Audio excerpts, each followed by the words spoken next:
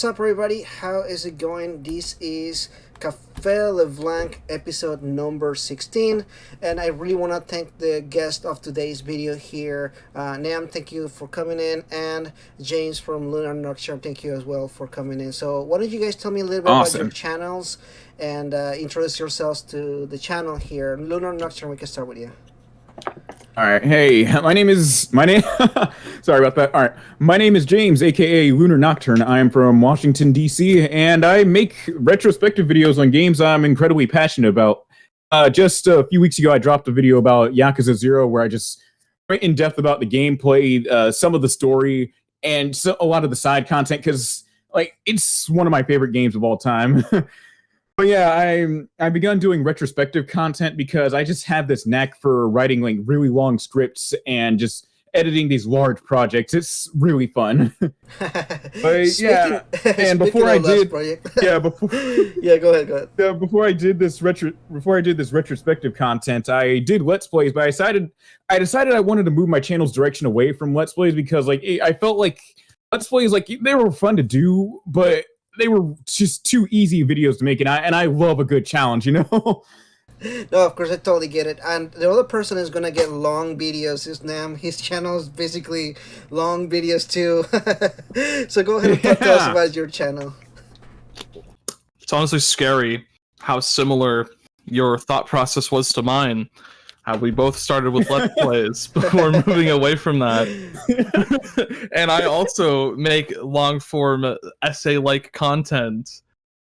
But I mainly focus on Atlas and Persona and SMT because I have a very bad obsession with it. Welcome to the club. Welcome to the club, right? Yeah, every time I'm like, man, I really want to talk about another game, and then I'm thinking about it. I'm like, man, that PlayStation 2 game sounds really good to talk about right now. Yeah. So I totally get it, man. It's the addiction. It's the Shin Megami Tensei addiction. Yeah, it's like it starts off with, oh, what's coming out? Oh, I really don't care. Oh, this 3DS game. Sure, I'll talk about that. Like everybody's talking about the newest game, but oh, my bad. Sorry. Oh, did I cut one of y'all? Go ahead. Oh yeah, but so while I was writing one of the scripts, in the middle of writing one of my scripts for the video, actually no. So while I'm at work, I'll usually throw around script ideas in my head, and I work 8 hours. And I got the idea. I wanted to try to review one of the Devil Survivor games, but I've heard some many horror stories of people either breaking their 3DSs or just the capture device itself. Because the 3DS is notorious for being hard to capture on. Oh yeah, I usually, when I'm doing anything like that, I had to emulate them. I kind of feel odd about emulation. I'm like, yeah, but is it pros and cons and everything? I'm like, now at this point I feel comfortable. I feel comfortable because I own the games that I emulate. So I'm kind of in that sense, I'm like, I'm not really pirating the game, I own the game. You own it, yeah. I'm trying to get some footage out of it. Yeah. It's especially because, for 3DS, it's either you spend $300+ on a capture card to get it put into a certain model of the system, and or hope you can to God it works, and hope it works, and then wait so long for it to get all soldered in and all that because the guy's very busy, and oh yeah. And then make sure you take so much care of it because you have no idea, you don't want it to break. It's a DS. You don't want to knock it off with your cable or something. Or you remember. Oh, go ahead. No, keep going. I was about to say, or you can just install Citra and then record off the screen. And between those two options, guess which one I picked? Yeah, yeah, I could spend so much money. Previous capture card. And not only that, but let's say you're a new person and you're trying to just now get into Shin Megami Tensei. Good luck finding a cheap physical copy of any of the 3DS. I've got man. We have horror stories here. I can say without a doubt that I'm grateful that I got all the 3DS games when I got them, because the Shin Megami Tensei 3DS games were back when I was in high school, which was from 2014 to 18, 3DS games were very cheap. You could get. I picked up Devil Survivor 1 and 2 for $20. I picked up Devil Survivor 2 with the cardboard. It came with the CD and everything. I picked that up for $20 as well. That sounds so good, man.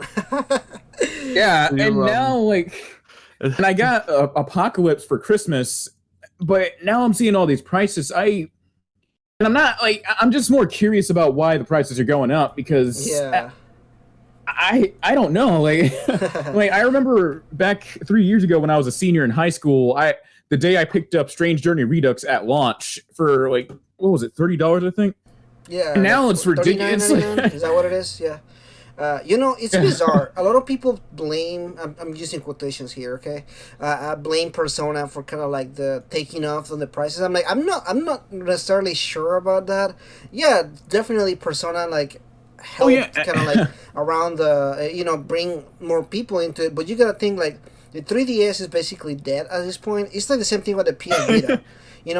Finding any PS Vita is the games are really expensive now. Even if it was some shitty $20 game that you can buy in a discount bin at GameStop, now that shitty game on GameStop is $300. I don't necessarily think it's the Shin Megami Tensei hype. I just think that the lack of print in certain 3DS games makes them really expensive from collector's perspective. I don't necessarily think it's Persona. I just think it's just the collectionist. Me too. Yeah, I just think it. I just think it was a coincidence that Persona just got popular around the time that these games got ridiculously expensive. Oh yeah, I think so too. What about you, Nam? What do you think of that? It really depends on how big the conversion rate from just starting with Persona to going to SMT was, because I remember there was this infamous image of the SMT4 box art that just had a bunch of review quotes on it, where it's just why aren't there social links? Where the fuck do I go, simulator? The Dark Souls of SMT. Yeah, the Dark Souls of Persona. I remember that. SMT Persona. Oh my god! Yeah, do not remind me of that. I keep that article in my mind. Sometimes I wake up and I'm like, why have we fallen so far? Hold on, I'm tweeting the link out on my Twitter, and bang! All right, there we go. Fantastic. So we're actually gonna jump right into the actual topics of the channel. I like how we spent the first 10 minutes of the video just talking about random crap. But so I guess I'm gonna start with P5U. So to some of you guys that may not know, today or yesterday night, Atlus renewed some of the domains that they had for Persona stuff.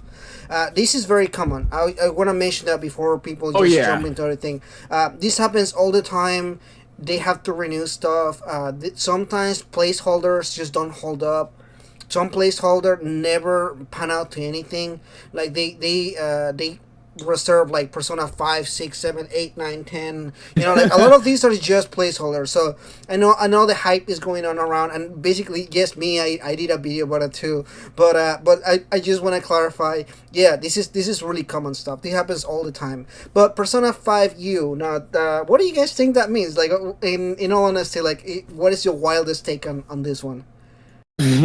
Persona 5 University. That'd be pretty hilarious to see. I'm not gonna lie. I never thought of that. Now that you mentioned university, I was like, oh, okay, I'll be down for that. Seen people say things like Ultimax, the arena games, which I like the arena games, so I'll be down for that. But I don't know, man. That'll be wild there. What about you, Nam? Do you have any wild theories on that one? I'm really feeling it this time. I'm pretty sure we were all burned with P5S thinking it was Persona 5 Switch. Persona 5U, that's the one. That's the Switch one. We all know it's happening. Are you sure it's not Persona 5 Wii U? Yeah, but I'm not really losing my mind over this trademark because I'm not sure what it's going to be. So it's Persona 5 Ultimax sounds more than likely, but I don't want to get too excited because last time everyone really wanted Persona 5 on Switch. When Strikers was first announced, everyone hated the trailer because it wasn't what they wanted, but I thought it looked cool because I had no expectations. Yeah, thinking back about it, I agree with you 100%. But to me, when I saw P5S, I wasn't really thinking Switch. I was just thinking, it's just gonna be another game. But when they announced that it was a Warriors games, I was so disappointed. I know. I was like, I know people were like, "Oh, Warriors games, sure." I'm like, no. I was upset. I was like super mad that it was the Warriors games. I hate Warrior games, and I'm sorry. I know people that like them and everything, and I ended up loving Strikers. I know people on my channel know this. I love Strikers, but the original concept of just thinking of a Persona Warriors game pissed me off. I was so mad. I was like, no way, I hate this. But now, kind of like how they did. The what? Kind of like how they did Dragon Quest. It was what was it? Yeah, Dragon Quest Heroes. Both of those games where they had characters from all the Dragon Quest games, and it was a Muso. Right, kind of like that. That's what I was thinking they were going to do. I thought it was just straight up gonna be a Muso game, which it really changed. It wasn't really a Muso game, and that kind of made it unique and better in a lot of aspects. Because I don't think it could have justified buying a Muso Persona game. I don't know. It's really hard to think of like what that could have been.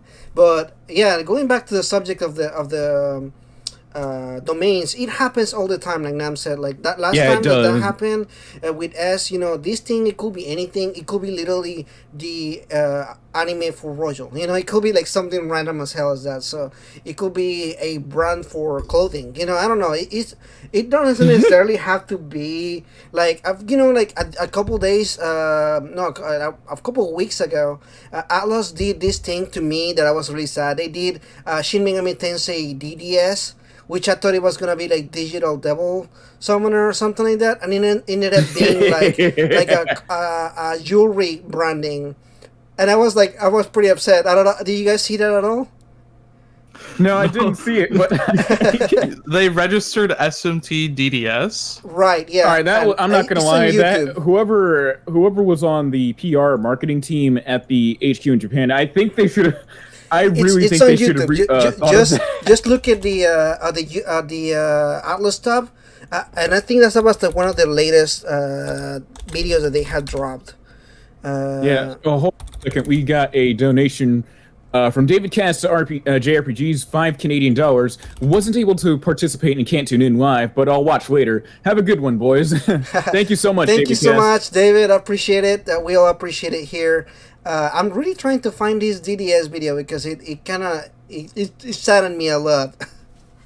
I'll see if I can find it later. But yeah, it was made for that. But when I saw that, I was excited for a minute. I was like, oh my god, what is this? And then it dropped like a trailer for like this jewelry collection they're doing, which is by the way, it's cool stuff. It's really cool stuff. But it's definitely not Devil Digital Saga or something. I don't know. I'm looking at the chat. Junior says, look at their track record. We're getting a Arena and a Royal anime. I think these two are the last Persona 5 projects. I don't know. Like I said, I'm keeping my expectations low. As a matter of fact, I don't have any expectations. Right now, I've been playing other games because Shin Megami Tensei and, well, except for Nocturne, but yeah, Shin Megami Tensei and Persona is not on my mind right now because I'm playing like right now I'm playing through Yakuza 7 and sorry, I'm looking at my shelf. I'm bad at remembering stuff. Oh no, I totally agree with you. I have so many games that I'm like, I start a game and I'm like, oh man, this game is coming out, I gotta play it, and then I get into a new series like the Nier. What is that? Nier Replicant just came out, and I'm like, I started playing Nier. I'm like, nah, I gotta play the Nier game and the Drakegard series, and like I have to go through all these games, and then somebody told me that I need to play the Cold Steel series, and I'm like, oh man, I have like 11 games to play. So like I have like all these series that people tell me, and I'm like, I want to play them, but like unfortunately I don't have enough time in my world to like have all these games to play. But going back to the comment that Junior said regarding like the track record with Arena and Rojo, sure, but I don't know. We gotta keep our expectations up, and like I said, and like Nam said, a lot of people really had big expectations for P5S being like a Switch version of it. So managing your expectations, I think, is the way to go on this one.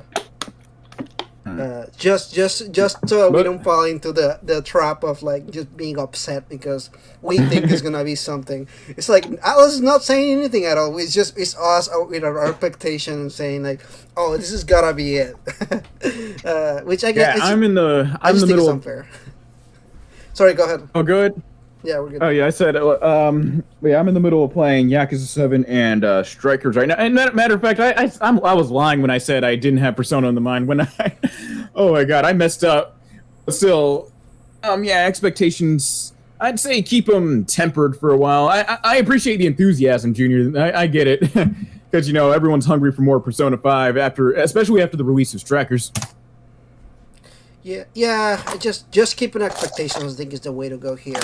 Now, what is the wildest thing that you think that you could be like the one thing that you're for sure 100% is not gonna happen, but you think that it would be cool if it happened? In regards of Persona? Yeah, like Persona 5U. Honestly, I don't know really. Like, like I've just been coasting through Strikers. I haven't touched it in a couple weeks though. Oh, really? Like I said, I've been focusing on Yakuza 7 and editing this other major project I'm working on. Fair enough. Yeah, Yakuza 7 is really good. That was the only Yakuza 7 game that I played. I'm gonna actually no, I played 1 too. But I'm gonna start with 0 and can I just go through the series again? So I'm excited to do that. I just needed time, and like I have like so many games to play right now. I'm playing through Shin Megami Tensei Apocalypse and then Nocturne as well. So to get ready for the release of HD remaster and everything. So pretty good stuff. And just before this podcast started, I was running around the city. First, I went to GameStop to pre-order Mass Effect Legendary Edition and Nocturne Remaster, and then I was like going to 3 different grocery stores trying to find the specific what was it called? I was trying to find a specific kind of tea or whatever. But yeah, I'm hyped for Nocturne and everything. So, speaking of Nocturne, that jumps into our next topic of the day, which is Shin Megami Tensei Nocturne, the HD remaster. So I've been hearing things about it. I've been hearing, yeah. You're like, I've been hearing things about that. So, I can't tell. There's some stuff I can say, and some stuff that I cannot say yet. But what is you guys' opinions or your take on like the whole HD remaster aspect of Shin Megami Tensei? All right, no, oh man, all right, I'm trying to figure out a good way to unpack this without sounding crazy. Okay, I saw the tweet by that one dude. It was a Persona or Shin Megami Tensei account. I forgot their name, but the tweet went viral. I can't speak. The tweet went viral. It was about the frame rate. I think was it. Yeah, it was about the frame rate and how it was locked at 30 frames per second. And to be honest, it doesn't bother me too much about the frame rate. But I can kind of see where people are coming from because this is like an old ass game that not too many people have access to, whether it's through emulation or just getting an actual copy. And so many people are excited for it. So I can kind of see where some people are coming from. And I don't know. I think it's going to be good too. And wasn't there some content from Japan that we didn't get in on the PlayStation 2 version? Oh yeah. There is a whole game. Yeah, I haven't touched this game in who knows how many years. Sorry, go ahead, Nam. The version we got initially was the second release of the game that had the Amala Labyrinth, the True Demon ending, and Dante. Mm-hmm. But there was a special third release that replaced Dante with the character Raido Kuzuno. Yeah, right. I think Maniacs is the Dante one. It's Chronicle. That's the Raido one. Right. So you're right. 100% right. Yeah. And the third special version was made to promote Raido 2. I think it came with special copies of the game. And which, by the way, that game is expensive. I picked that up when I was I picked that up when I was in high school for $20, and now it's just skyrocketed for no reason. Right? Yeah, no, for sure. I feel conflicted in this for a lot of aspects. Like one, I have a nostalgia, and we were just talking this before we started the podcast. But I played Nocturne when I was, I think, like 14, 15, something like that, around like 2006, 2007. That was like when I played it. And so going like 15 years later and kind of like playing the game again, it's like it's a big deal for me, like in like an emotional aspect, just because it again like impacted me like so much, and like it did a lot. It got me literally into Shin Megami Tensei and everything. So like to me, like going back to that game is a big deal, but at the same time, like I feel conflicted in like the way they're releasing this game, and like the 30 FPS, like it doesn't really bother me too much, because I personally, it's a PlayStation 2 game with like I don't know, like I don't necessarily need like 30 FPS in like an RPG. Like it's a turn-based RPG. What do you need more than 30 FPS for? It's just weird to me, like.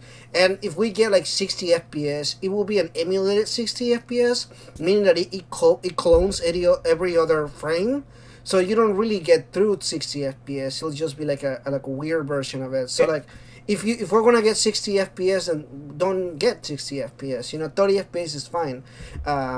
And I don't know, I feel conflicted in like the PC releases that we had so far. Like I played Persona 5 Strikers on PC, and I have some issues with that. So I'm like, do I want to play Nocturne on PC and everything? So like, I don't know, like there's some stuff that I'm kind of like, like the price. Sometimes some people have talked about the price, and $50 is $50 a fair price for a remaster and everything like that. I personally, again, feel conflicted because I think it's fine, but then again, I'm coming from like, oh, it's been 15 years, I'm very hyped to play it again in like HD and everything. But I can also understand what people fall out as far as like that situation, like they don't want to pay $50 for an HD remaster. I understand that, like I can't say I blame them, and like I see that perspective as well. But to me, I'm just so much hyped to like be able to play the game again, that those kind of stuff, like I'm not trying to downplay it. I'm just saying, like, at first my reaction was like, oh man, that is pretty shit thing to do, but also like I will probably pay more than $50 for the remaster, and it's just because again, it's because I'm so hyped about it, because like it's really a game that means a lot to me. Now, did you play that game back in the day, or? Oh, not back in the day. I first played it like 3 years ago. Oh, okay. It was like 3 or 4 years ago. It was after I finished Persona 5. Oh, wow. It must be interesting going from Persona 5 to something like that. Yeah.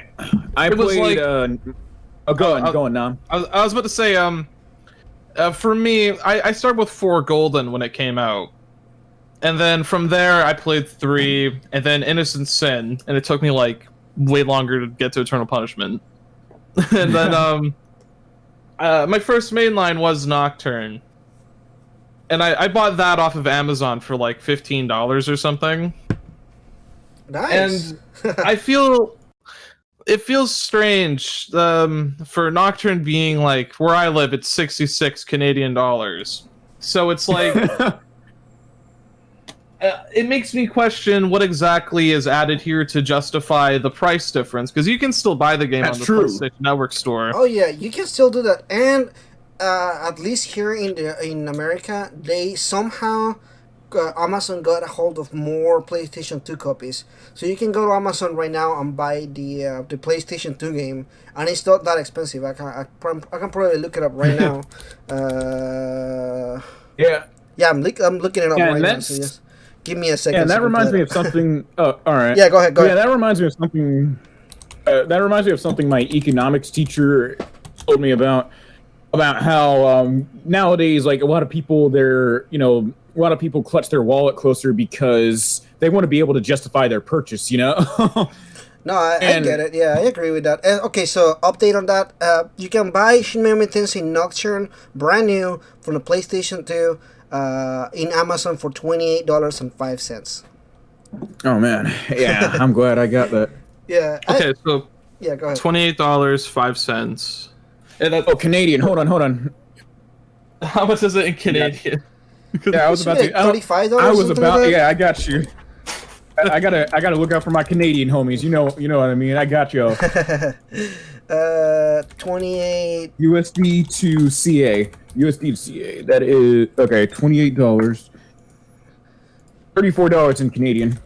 Okay, so you're essentially paying double the price for widescreen support, voice acting, skill inheritance, like manual skill inheritance, and then I guess just lighting changes, because I'm not sure how much I'm allowed to say either, but I have been comparing the two, and I feel as though to give a slight teaser, I feel as though some of the magic has been lost just a tad. I actually wanted to talk about that too. The magic, well, some of the magic. Well, when I say magic, I'm more so referring to some of the atmosphere of the game. Now, I've got nothing against the voice actors; they did their jobs well, and and I want to see them get more roles. But it's just, I don't know, voice acting in Nocturne. I kind of preferred it when there was no voice acting because it gave the world of Nocturne this kind of mysterious, this feeling of mystique, and you know what? I don't know how to describe it. I totally see where you're desolation, coming from. yeah. Yeah. You know what? Yeah, it makes the game originally Nocturne is a really lonely game. Well, sure you see humans, but the humans that you see are almost like they're not really with you. You know, they're just there. You know, you walk around and you talk to somebody, but they're like part of the atmosphere. But hearing them talking, having conversations, like you're totally right. Especially like I don't really want to go into the detail because I don't know how much I'm allowed to talk about and everything. But I agree where you're coming from. I actually do see your point, and I do agree with that. Yeah, I don't know, because I don't know. It kind of takes away from Nocturne's feeling of desolation and isolation. Lots of lations here. And hello to Alice in the chat. What's going on? Like I don't mind the voice acting. I really don't mind it, especially Isamu being portrayed by Robbie Damon. I feel like is a very good choice. Oh no, the voice acting is great. I think that they did a pretty good job with the voice acting. It's really nice. And I do appreciate having voice acting. I appreciate that too. Robbie Draymond as Isamu, I can see it now. Well, hear it. Yeah, but it's more so the lighting that if you compare, like, let's say Ikebukuro, like from the PS2 version to the remaster, I feel like the remaster is like oddly bright. Yeah, I see that too. I like the, but I do want to say I really like how the tattoos on the Demi-Fiend kind of glow more in the dark. I think that's kind of cool. It does, yeah. Even when it's like, the one thing that they did that was really cool is when he kind of goes from no cutscene to an actual cutscene, it kind of fades into it, and the tattoos glow into that next scene that they do. That is a nice detail they did. I see that. I like that too. They did some good aspects with the lightning, but there are some aspects that I also agree. There is one other city that is kind of like almost like black and white, almost not city. Well, it's supposed to be a city with a building where you're at, and it's supposed to be like scary and stuff. What city is that? It's not. Are you also thinking of Ikebukuro? Are you thinking of the Mantra headquarter? No, the jail.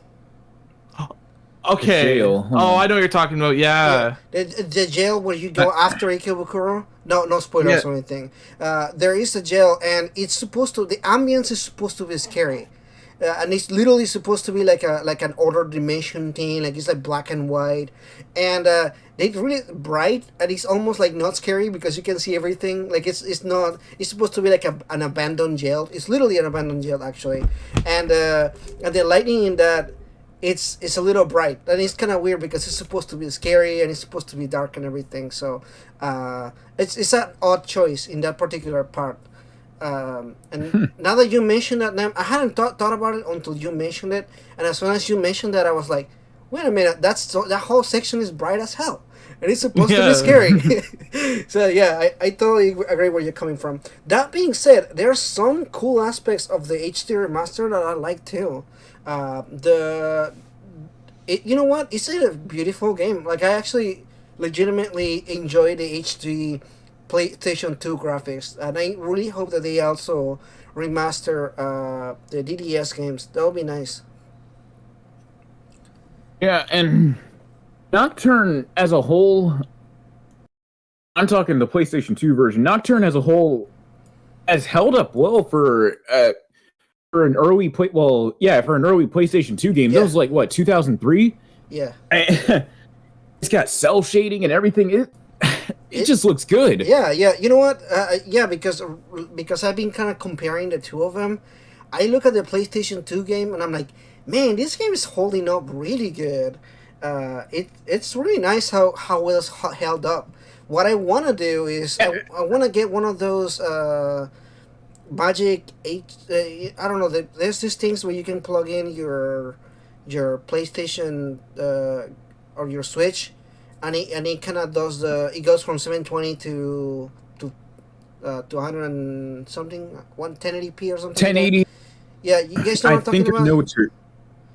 I think I know what you're talking about. Are you talking about like this AV to HDMI converter where you plug up your PlayStation 2 or Wii so you can play it on your modern like smart TV or something? Yeah. That's what I'm talking about. I kind of want to do that where I can plug it into an HD and see how that transfers over, opposed to just watching him on the screen and everything.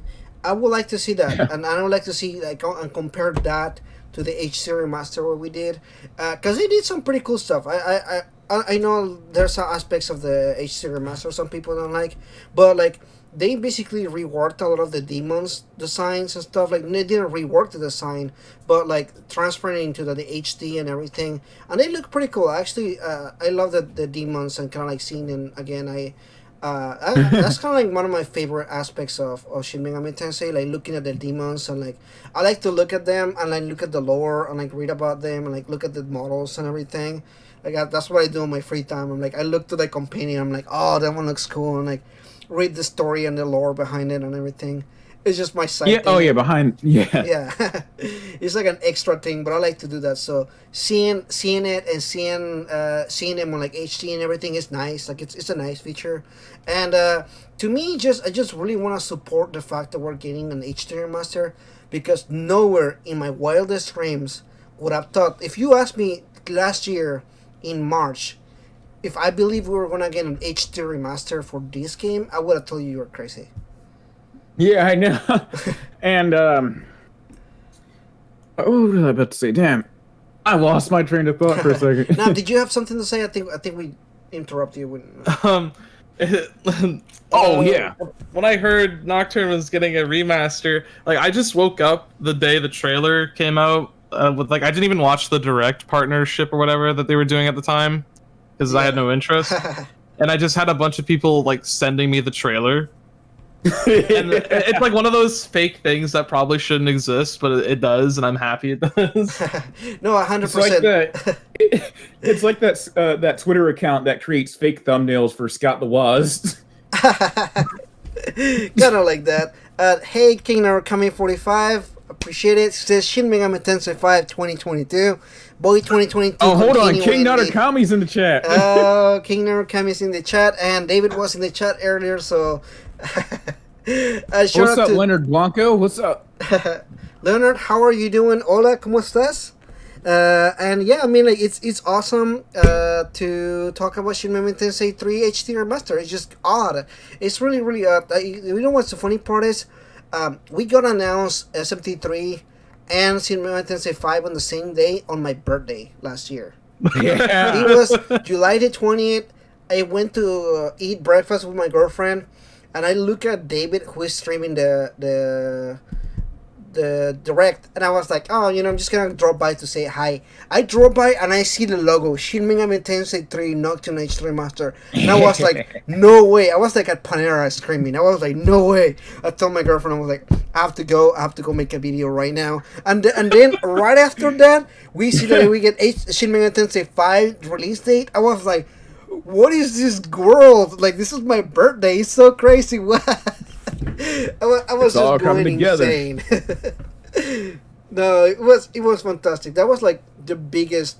I don't know. Like, I don't think anybody expected that. Like, I don't think anybody expected like maybe David. I think David was like the only person, because he's so hopeful. He's the only one who didn't lose hope. He's still championing 2021. I don't know. Oh, shout out to King Narukami 45 has become a murmur. Welcome to the channel. He became a trickster. All right, so yeah, I mean, any other thoughts on the HD remaster you guys want to talk about? I just can't wait to get my hands on. Yeah, there's not much else for me to say Without that I'm pretty sure I'm allowed to talk about. Yeah, right. Yeah, same here. I'm kind of like I'm already trying. It's kind of like I don't know what else I can talk. So, yeah. Shout out to Atlas. They I hope that they make more of these HD remasters. If they can put like one, like once a year or maybe every 2 years, that can hold me up pretty good. Now I want to question you guys, each of you, if they were to do any Shin Megami Tensei or Persona game, HD remaster, what would you like? Oh man, now that's a tough one because oh shit, just slam this. All right, well, yeah, that's a tough one because like some of them are on like some of my favorite SMT titles are on the 3DS, and trying to convert that to either the Switch or a home console, that's a monumental task. Imagine trying to convert Devil Survivor 2 to a PlayStation 4. Actually, you probably could do that because like what's on the lower on the top screen?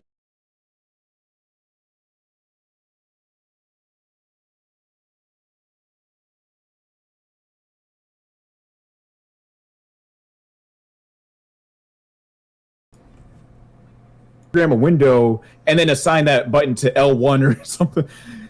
Yeah, but yeah, I would or just show it on the screen.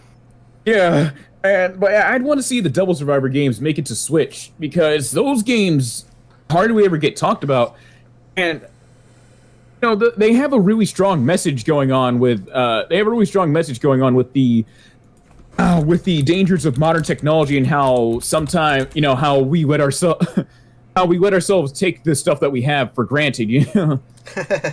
Kind of like a certain Strikers game. Yeah. Wow, such a Strikers ripoff.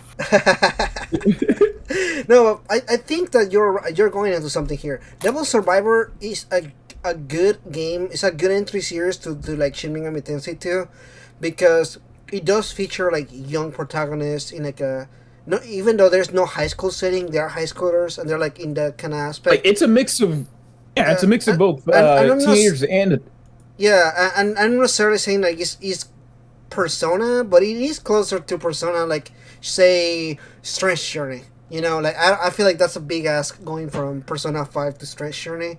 I like any way, shape or form. I don't know how cool even like relate both of those two games together.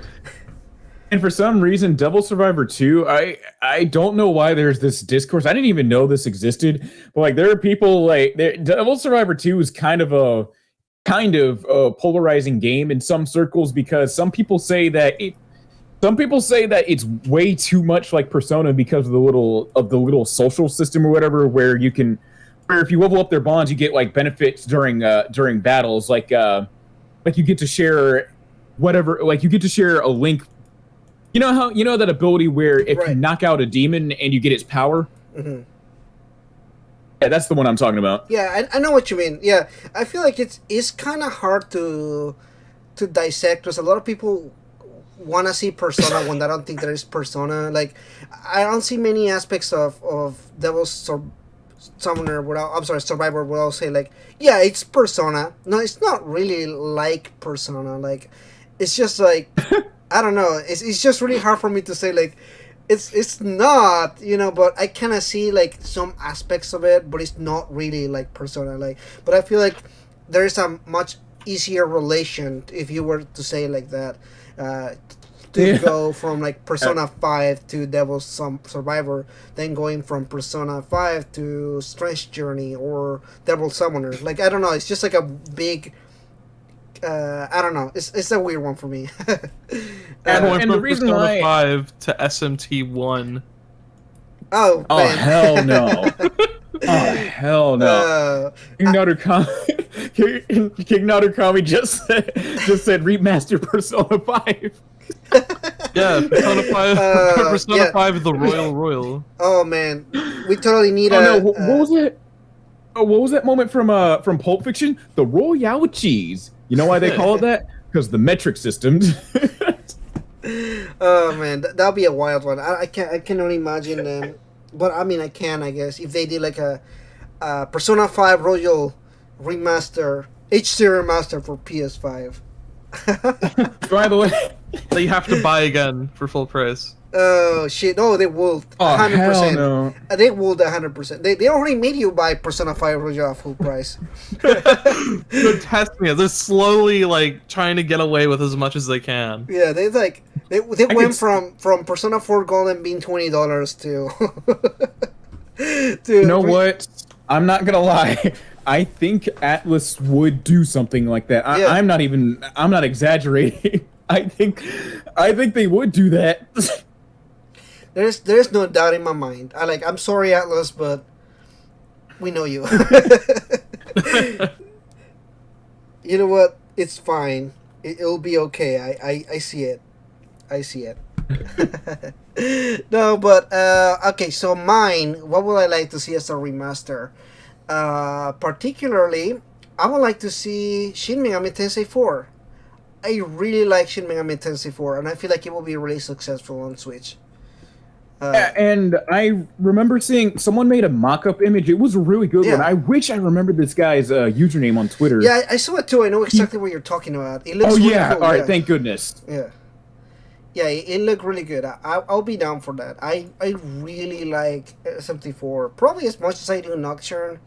Although they're very different games. I don't know, every Shin Megami Tensei game. Well, I don't know. I don't want to say that. SMT 1 and 2 are kind of related in more ways than SMT 3 or on 4 are. But I still kind of I enjoy them for what they are, and I'm I will be okay if they HD remaster any SMT game. I'll be down for that.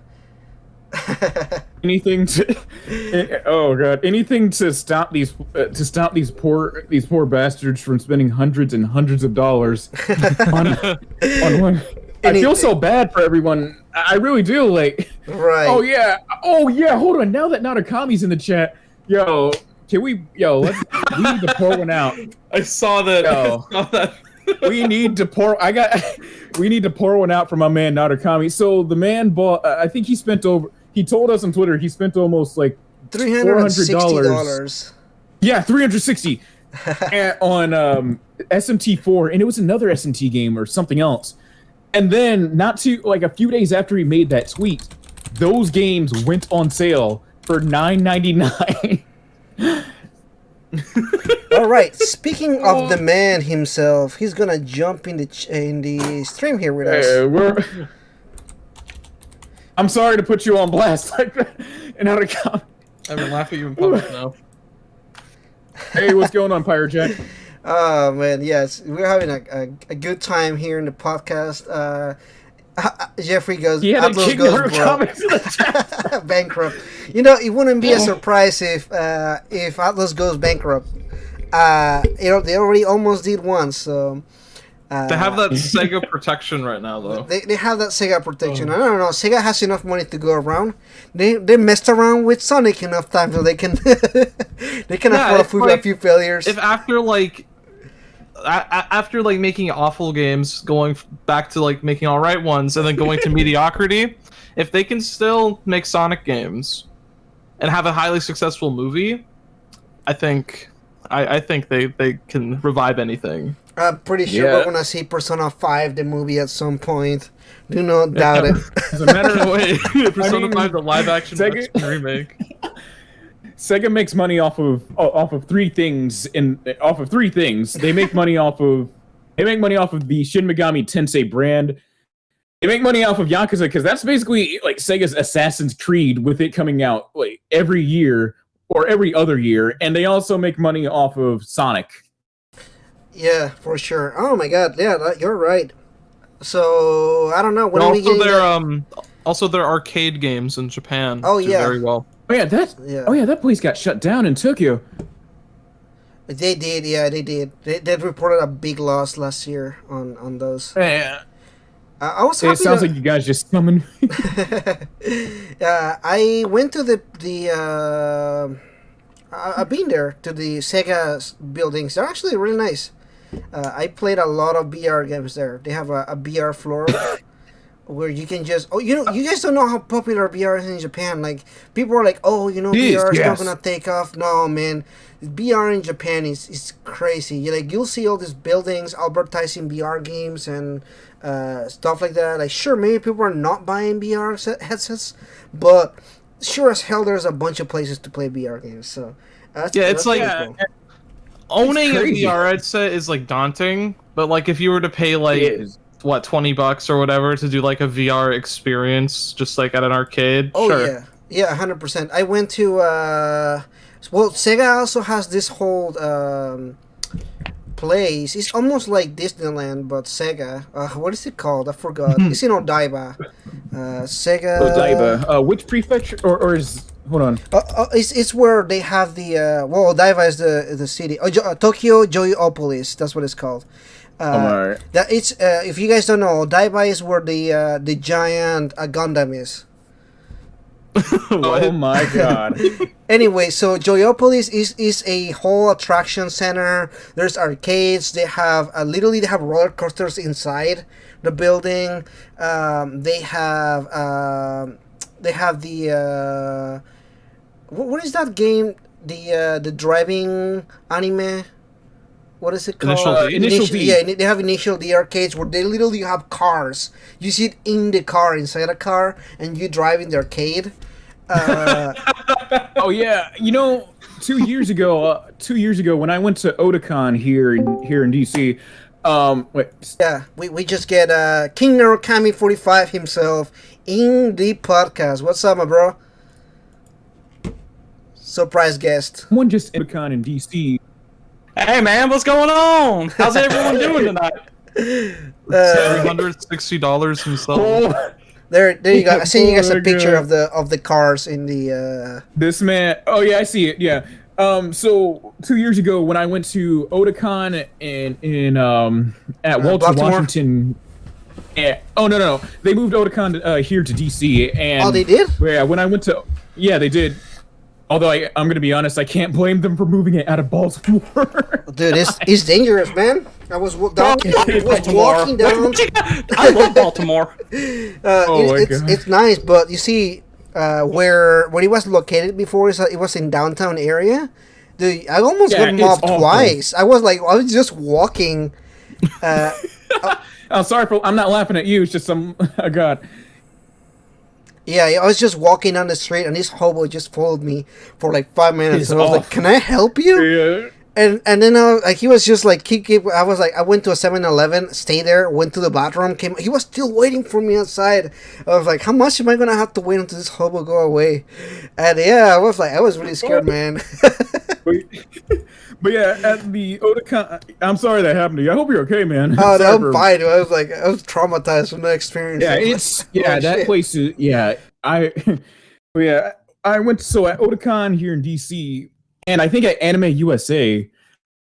I forgot which convention it was, but I do remember that there was an arcade machine with the Initial D car where you would hop in, and if you turn the car, the whole machine would turn.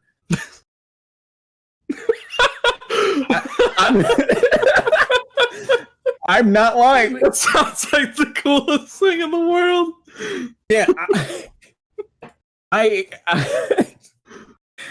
I wanted to hop in one, but like there was such a long line. I was like, nah, this is not worth it. And Yeah. Then you go on your actual car and then you start it's just driving. rough. Yeah, I went to Disney World in Japan. By the way, do not go to Disney World in Japan.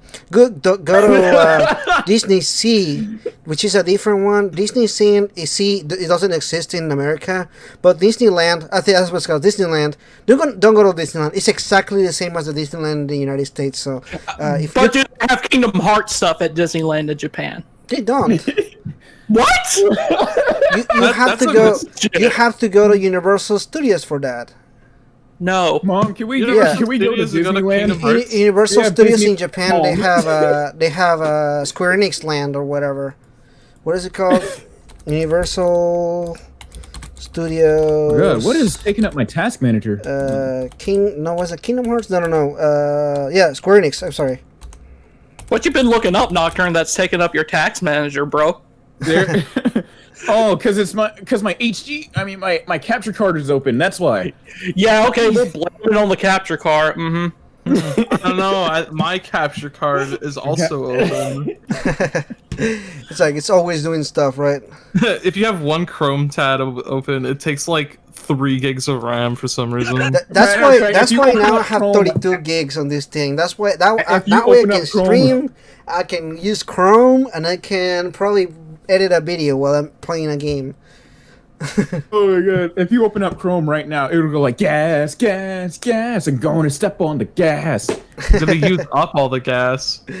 Man, Square Oh yeah, when I got this computer like back in March, this is an all-in-one computer. Yeah, some asshole was like, I found out that they were mining my computer for Bitcoin because, like, I don't know how, but like, I don't know how they even got into my computer, but like, I found out because my computer was spinning even though I only had like a Microsoft Word on, and the task manager was just in dark orange. Really, damn. Dude, Yeah, thankfully I put a stop to it, but like, right. Yeah, definitely use a VPN so you can protect yourself. I'm not getting paid. Yeah. This is not advertised, but this is just kind of like my experience in the internet. Use a VPN. It will save your life, at least your computer. I'm not gonna lie, you don't know how many times a day where I'm tempted to hop on Twitter and tag NordVPN or any other VPN service and ask and like beg them for a sponsor. It's like, I will sponsor you. I really need a VPN. The worst thing that happened to me was in the middle of a stream. I was streaming. What is that stupid game? With the little colored people in space. What is it called? How are people? Among Us? Among Us, yeah, Among Us, yeah. I was streaming Among Us. Mistake. I don't. You guys can tell I actually don't really play Among Us. I can't even remember the game. No, I've seen my younger relatives play it. It's not for me, but I just like seeing them, laugh and crack jokes. Well, I got hacked in the middle of the stream, and like they were like hacking the stuff. Like I couldn't even play the game. Like the characters were doing other stuff. They changed the colors. It was like crazy. Like I was like, how are they doing all this stuff? I don't know. They have the resources for that. I don't know. So yeah, use a VPN if you can. That'll be saving your life. So King, how are you doing today? I'm good, man. Sorry it took me a bit. I was making me a drink of the alcoholic beverage. So. The alcoholic variety. Oh yeah, you already know what it is. I'm finally home and I'm ready to chill. You drinking some rest tonight, or what are you drinking? I am drinking some Fireball, and then later I'm moving on to some cherry cider. You know what's really good? Some Fireball with red. Yeah, I've tried Fireball it. is so good. But I had a bad experience with it. Oh, really? Oh, man. Drinking can always take you in two directions. You can either have a blast or have a blast in the toilet. Ooh. Ew. Anyways, moving on. Moving on. We got a conversation. $2. Oh yeah, hey, we got a $2. We got a $2 donation from Demicro saying #SMT5 2022. Oh, Shin Megami Tensei 5 2022. Demicro. Fuck you, David. We were drinking game. Hell no. Hell no. Sorry, Jeff. We won't do that. No. Sorry, Jeff. No. I could outlast every single one of y'all combined.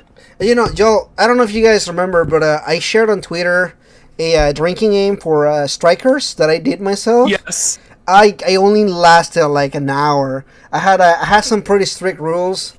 Every time that Ryuji said "for real" or "cursed" was one of the things that I had. that itself is just like it's already gonna get you messed up. But I had like 8 or 9 rules. It was crazy, man. It was a good time, but it was a terrible time. Hey, Kuro, you mind if I jump on something right quick? I heard right before I joined the podcast, y'all were talking about Atlas games that you wanted to say remastered. Do you mind if I... Go for it. Yeah, definitely. Go for it. Dude, I really want to see Digital Devil Saga have a remaster. I think that's the one that has the highest chance of getting a remaster. Yeah, it's the same engine as Nocturne. Right, so, exactly. Yeah. I would assume that it would be a lot easier to do that since they already got like the groundwork done. Now, here's the thing. We actually have to try with this one and optimize it. As a matter of fact, that's why Sega and Atlas put out those surveys. Yeah, go ahead. Oh, like the survey is asking like what like players would want to see. I would absolutely love a Digital Devil Saga remaster, and I think that's pretty likely. I just don't think we're getting it till possibly next year. I think Atlas wants to. Concentrate on Persona's 25th anniversary announcements this year. That's just my opinion, though. Oh, and I can't blame them. I mean, like, yeah, 25th anniversary, and you're, yeah. By the way, guys, I just wanted to know right quick. Persona 25th anniversary. We haven't heard anything this year. Do you think it's coming soon? Do you think announcements are coming soon? What do you think? Oh man, I'm trying to keep my expectations tempered, and well, like I said, I'm focusing on other games and projects I'm doing, and but they might do something with the older games. We don't know, but yeah, they might. There's a part of me that because when the Spotify soundtracks went up, that because Persona 1 was missing, part of me thought they're gonna do something with Persona 1 this year. like they didn't put up the PSP or the PS1 because they're remaking the soundtrack for a remake. Bro, no. Dude, even Atlas forgot those existed. I don't know. Like part of me feels like it's like the most stupid thing they would do is like remake a game that because it's the second best selling game in the series. Right. So I want to know if they would actually do it. And I think if they did remake it, they could make the game like good. Like that'd be a good idea. That would be great to play a good version of Persona 1 because it doesn't exist right now. Yeah. I love like the best version of Persona 1 is that manga that came out. And we didn't even get that translated, which is a shame. I've heard the best way to experience Persona 1 is reading the manga, but I don't know Japanese. Well, there's fan translations. Thankfully people have scanned it and done their own translations. It's still not the same though. I feel like Persona stories work because of the game, you know, like the game itself and everything. Like I read the Persona 3, 4, and 4 manga, and it's not the same experience as like playing the game. Like it's still good. I'm not saying that it's bad or anything, but the experience of playing the game is like what makes Persona like a good series. Like I'm not gonna lie, like Persona games are like good, but the story itself I don't think it's like necessarily like super stellar. Like it's not like award-winning 10 out of 10 best stories ever. Like they're good, but they're not like I don't think they hold in itself. You literally love Persona 3. It's an amazing story, and I love it so much. I love it. I really do, but I'm not like I don't think necessarily are like the stories itself hold up enough for like just a manga. Like I feel like the game adds a whole lot of layer to like the actual gameplay. Add layers to the game. Like just think about it this way, like if you take out the bare bones of Persona 5 with like no social links, no like dungeon crawling, like, it's just like you start decomposing like aspects of what make Persona 5 a unique experience, like just the graphics and like the style of the game itself. Like if you read Persona 5 as a novel, like just think of like how much you're missing out on like the Persona 5 experience. Like just like I get. You know, you see where I'm coming from at this point? Yeah, it's like part of the reasons why the stories of 3, 4, and 5 work is because you're actually living that year. Right, and it's like just the aspect of like having a calendar year where you're literally experiencing every day, like as a high school student, you go to school, you do things, you work, you do all this stuff. Like all these aspects like add to the experience of like you getting into the aspect of like the character. Like I know some people don't like nameless protagonist with like no voice and you're basically the story, but like that's how the Persona games are made to be played, at least in Japan. Like that's what the hype of them about it is. I know in the United States it's like a different experience, I guess. I don't know, I'm not into like the whole inserting yourself in a character, but I can see like the experience being that at least. Oh, the micro says all I want is a port for P4D P3D and P5D and Switch and PC. I can see that. I mean, there's absolutely no reason not to do that. That's literally free money. Yeah, I'm not a big fan of the dancing games, but I'm all for them getting ported.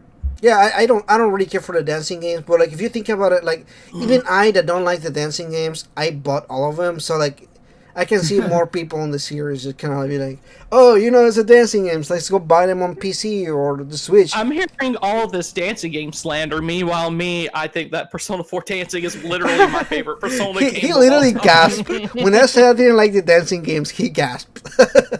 I won't lie though. I won't lie.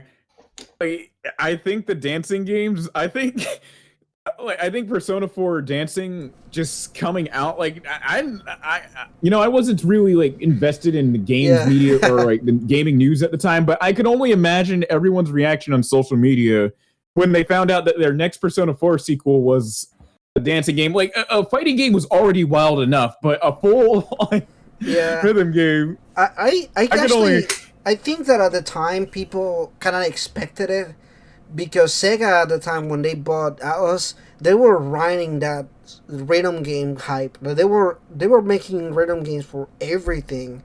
What was it? Hatsune Miku? They had the Hatsune Miku games. They had like a bunch of anime tie-in rhythm games. I remember playing a bunch of them on the PSP and everything. Like the hype of the rhythm games was really big at the time. So like, it's a product of its time. That's how I see it. Hey Nam, your next review video, man, I'm gonna need you to do the Persona 4 dancing games. I'm gonna need you to do that, bro. Oh man, I'm gonna talk about every dancing game in like a video. Like I wasn't like torn up on whether or not I'm gonna talk about like the fighting games and the dancing games in just one thing, or just like split them up because I'm not sure how much I have to say about either of them. Do you actually like the dancing games? I barely played them. Like I own all of them because I bought the Dancing Endless Night collection or whatever. Good. Oh yeah, oh man, that rolls off your tongue so well. Didn't it come with the booklets? All right, we got another donation from Demi Crow. He says, "All I want is a port of Persona 4 Dancing P3 5D on the Switch and PC." Right. Yeah. No, the Endless Night collection is a art book. Like it's not. It doesn't come with one. It's the art I've book. ever seen in my. I bought whatever bundle came with the Persona 4 Dancing on PS4. Did you buy it like physically or like digital? I just bought it digital. I don't care if I lose access to It Persona was like Dancing. it was like a $20. Right now, Nam. Man. Yeah, I no, wouldn't 100%. accept slander against my dancing games. Except Persona 4 dancing, it's a piece of trash. I don't know. I'm like, I was really disappointed, man. Like, I can tell you this. I remember cutscenes. What? You skipped half the cutscenes, bro. Oh no, bro. This is my third playthrough of the dancing games. I wasn't gonna sit there and like watch them again. I only watched them one You time. don't understand the greatness until all the voice acting comes at you. And here Kuro is. This motherfucker goes on his stream and he's like, "Oh, let's just skip all these cutscenes right here."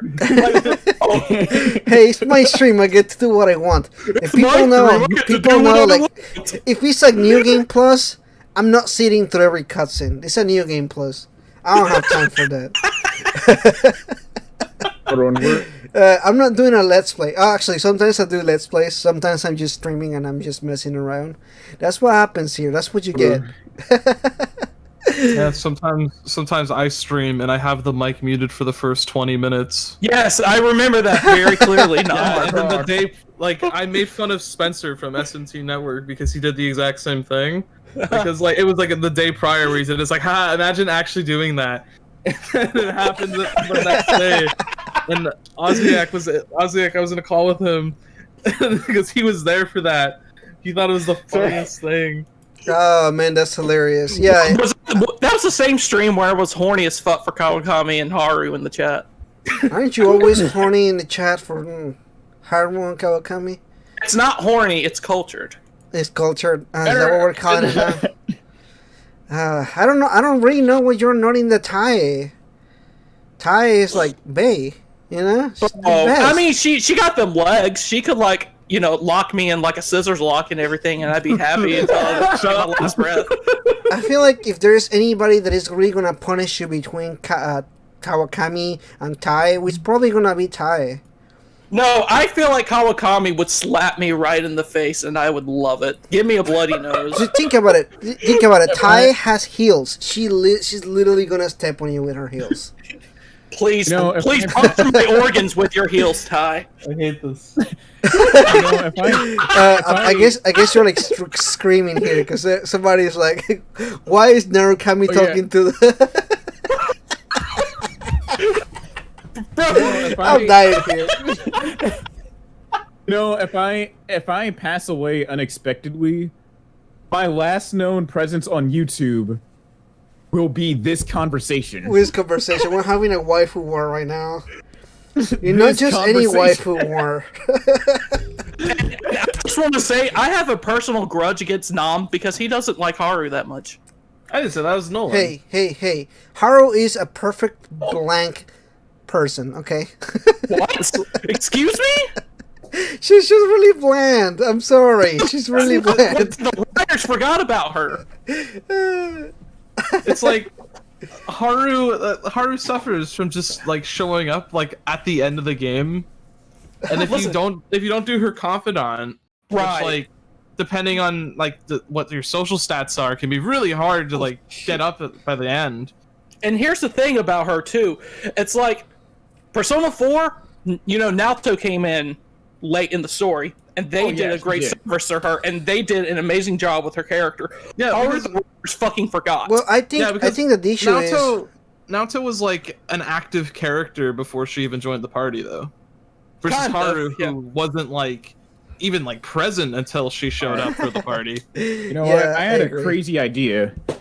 How much spoilers can we dive into? Because bro, if these people haven't played the games by now, they should be listening to these podcasts. I just want to know, do you think Tai will step better or Kawakami? Who will step on you harder? Why not? I want to know right now. Why not both? But yeah, I had a crazy idea for a Persona 5 story. All right, okay, go for it. All right, bear with me for a second. Okay. Oh God. All right. What if Haru actually became a villain right after her dad got murked? No, all right. No, here's why I think this, okay?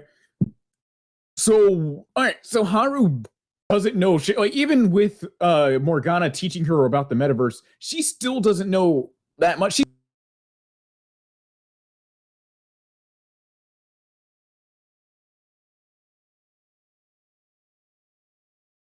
The metaverse. Hey man, you broke up. Oh fuck! You have to start over. Oh damn! I was on some good shit too. Oh my god! I actually kind of like it, and they kind of played with that when she first appeared in the metaverse. With her, they're like, "Is that the one with the black mask?" You know what I'm saying?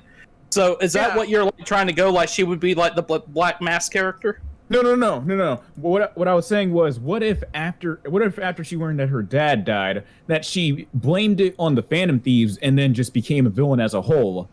I think that I don't know what they do from there. I don't know, but I think that'd be pretty interesting. I'll be down for that. I think it will make sense, like in a plot twist kind of situation. Like she would have been a better like character villain reveal opposed to Akechi. No offense to anybody, Akechi fans or whatever, but he was really obvious that he was the villain. It was super fucking obvious. But if they had done Haru in like this situation, it would have been a nice twist. I would have been behind that. Yeah, I do see some problems with this, but still. Anytime Haru can be like look you in the face and want to like slap you, I'm all for it. So if she wants to get even minor, bruh, bring it on. Haru uses a grenade launcher. She could use it on me anytime. All right, guys. Hold on, some asshole is blasting. Chat. Oh God, what is going on in the chat? Dorkun says Kawakami could peg me. I never said anything like that. I'm just saying, I never said that on David's podcast. I just said that Kawakami could put me into a toilet and give me a swirly. I never said that she could peg me. He just bullies now we know that there King can actually draw a line somewhere between getting pegged and getting swirled in the toilet. Bro, yeah, that's a line. That's a forbidden line that we're not crossing. Yeah, Let me see. What about I'm looking Haru at the though? chat. Would you be okay if Haru pegged you? Oh no, I don't want anyone to peg me. Fuck that. I'm going to get a beer Haru real is quick. pure. Haru is not pure. I'm sorry, but Haru is not pure. I She likes think Haru chopping would be people into with BDSM. 100%. Like I can't imagine all, if not like some, if not all of her underwear is actually like really like leather type undergarments, or maybe like the ones that are kind of like. Nom, what do you think? There's like Mementos dialogue where Haru describes how satisfying her axe is to use, or Right, something. exactly. Like how It's like, innocent you let's think that is.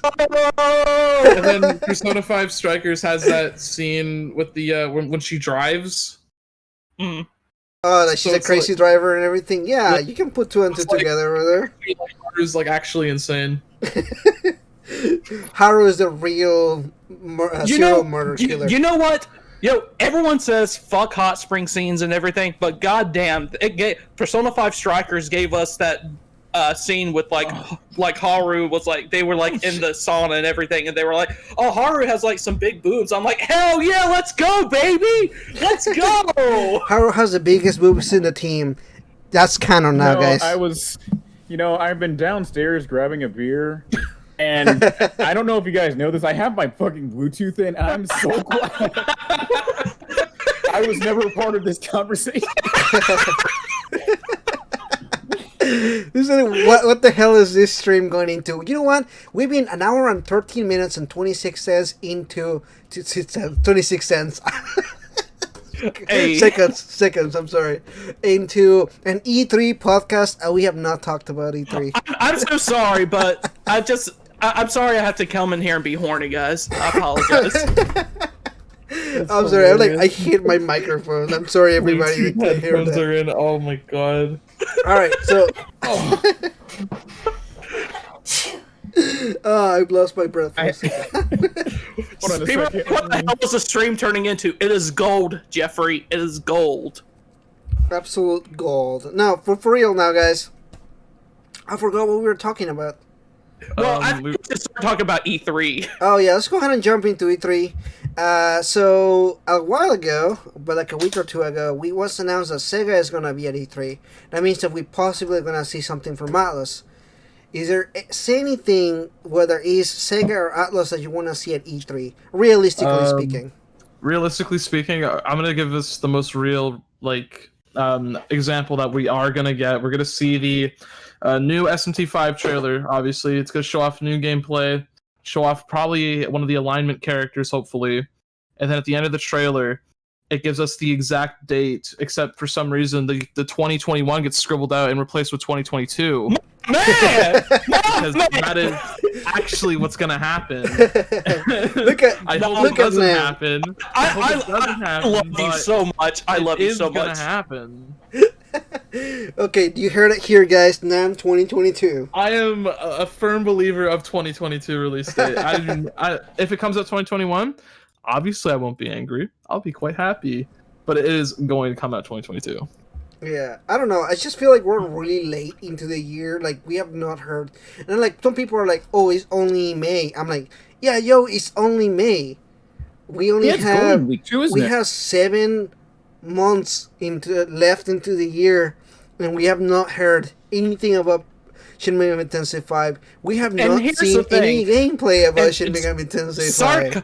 Sorry to cut you off, Takura, but here's the thing. Strikers, they announced 2 months prior. They aren't going to do that with Shin Megami Tensei 5 since Nintendo's backing it. They're going to announce it way in advance so they can do proper marketing and stuff.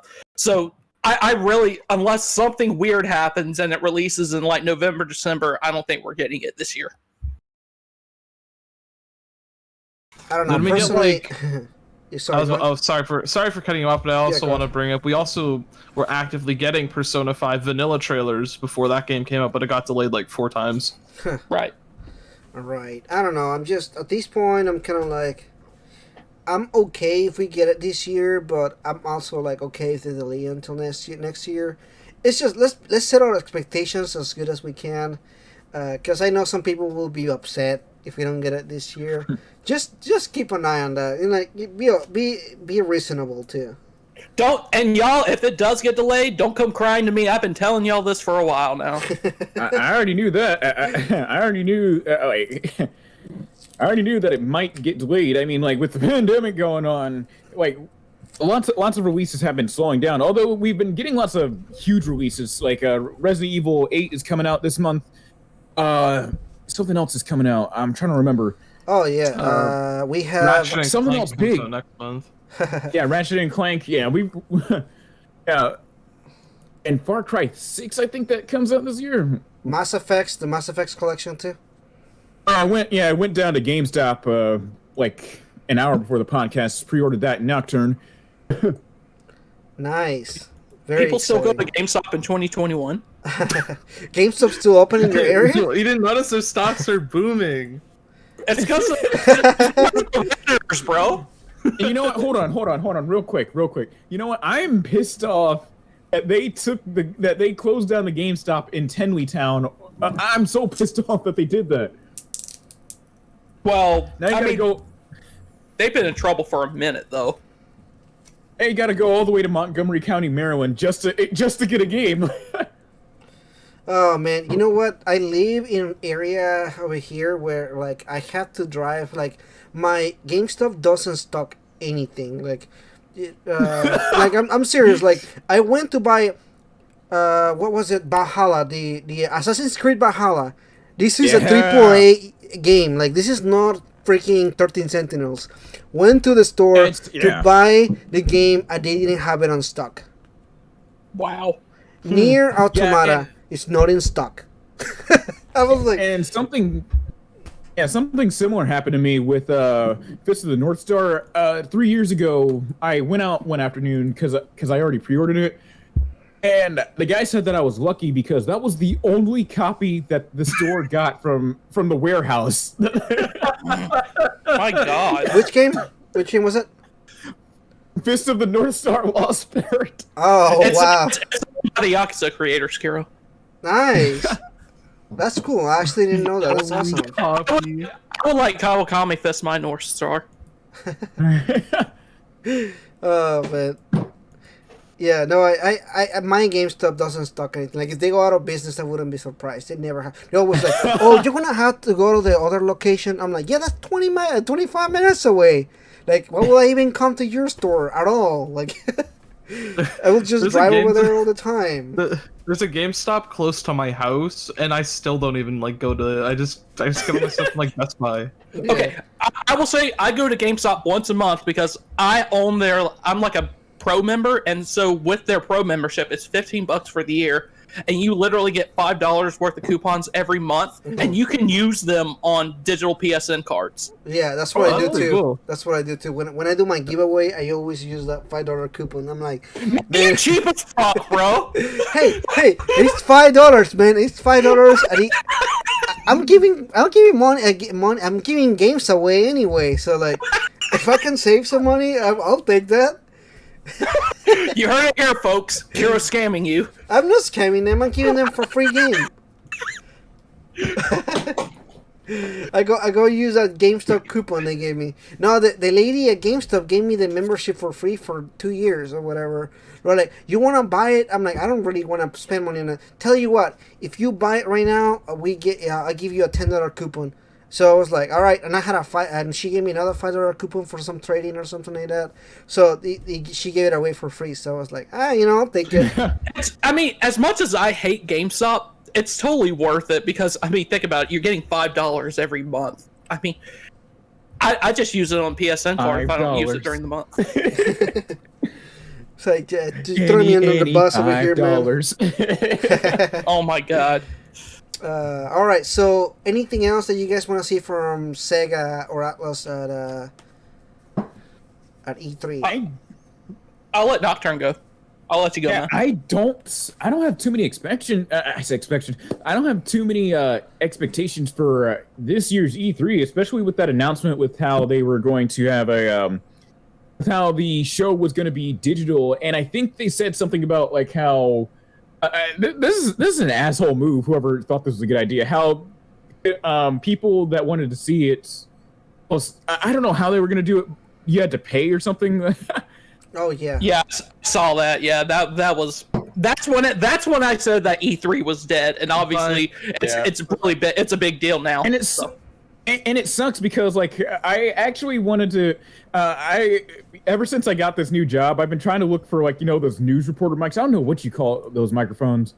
I've been looking for those kinds of microphones so I could like when I get enough money, I want to go and fly out all the way to Los Angeles and do something for E3. Okay, but so with the way let me tell you some bad stuff about that. It's actually it's like some stuff that I guess people like YouTubers like me or yourself like think about. So it's open to the public, but it's actually not. So you see all the big events that actually happened at E3. You actually don't get to be inside of them. I know. Yeah, so like I know my friend who I was actually hanging out with today, he goes to E3 every year because he's stationed there with the Marines. Yeah, so he goes there every year, and he actually got me a Morgana hat whenever Persona 5 was coming out. And he was telling me it's a fucking ripoff. Like he only goes because he gets a discount with the from the military and everything. So he's basically getting like free passes and stuff. But like you go inside there, and if you actually wanna, you cannot actually go through like the Nintendo presentation or like the whatever other presentation. You can't go there. That's a press only. You can. It's basically a glorified convention center. Will you go and buy stuff and stand there for like? Yeah. And because E3 started off as a trade conference for anyone within the game industry, whether they be journalists, developers, whatever. And when they started opening up to the public, I want to say in the early 2000s or mid 2000s, they had to like close some stuff off. That's why that's why it's kind of hard to cover E3 if you're out there in the field trying to as a YouTuber. Right, unless you really are a big YouTuber, you know, like the actual big ones that have. And I knew, and I already had like a little strategy. I was gonna try to interview various guests for like what they thought of like whatever huge ass presentation there was and get their thoughts on it. Yeah, I don't know. It would be interesting to see if you could do something like that, if you could pull it off cool. I don't know. I wouldn't really waste my time and money into that unless like. But if you have a good plan, I mean, go for it, man. Yeah. I don't know.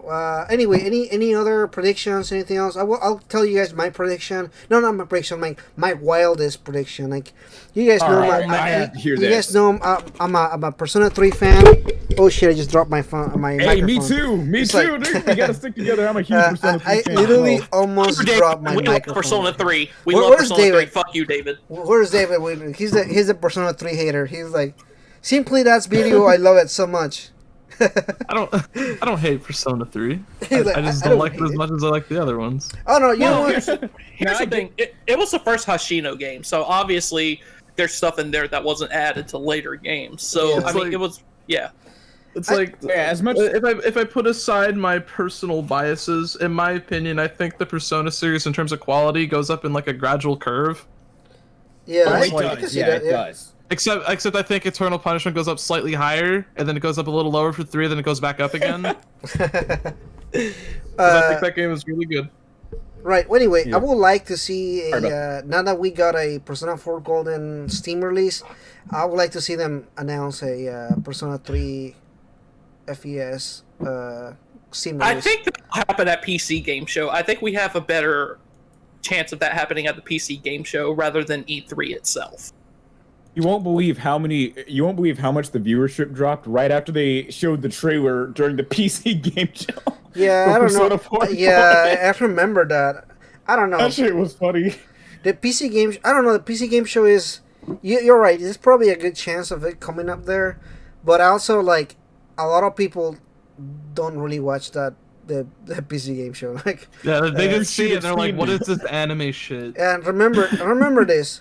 The E3 the recent way PC last year was like as big as it was, I'm losing situation. It was because people were looking out for that.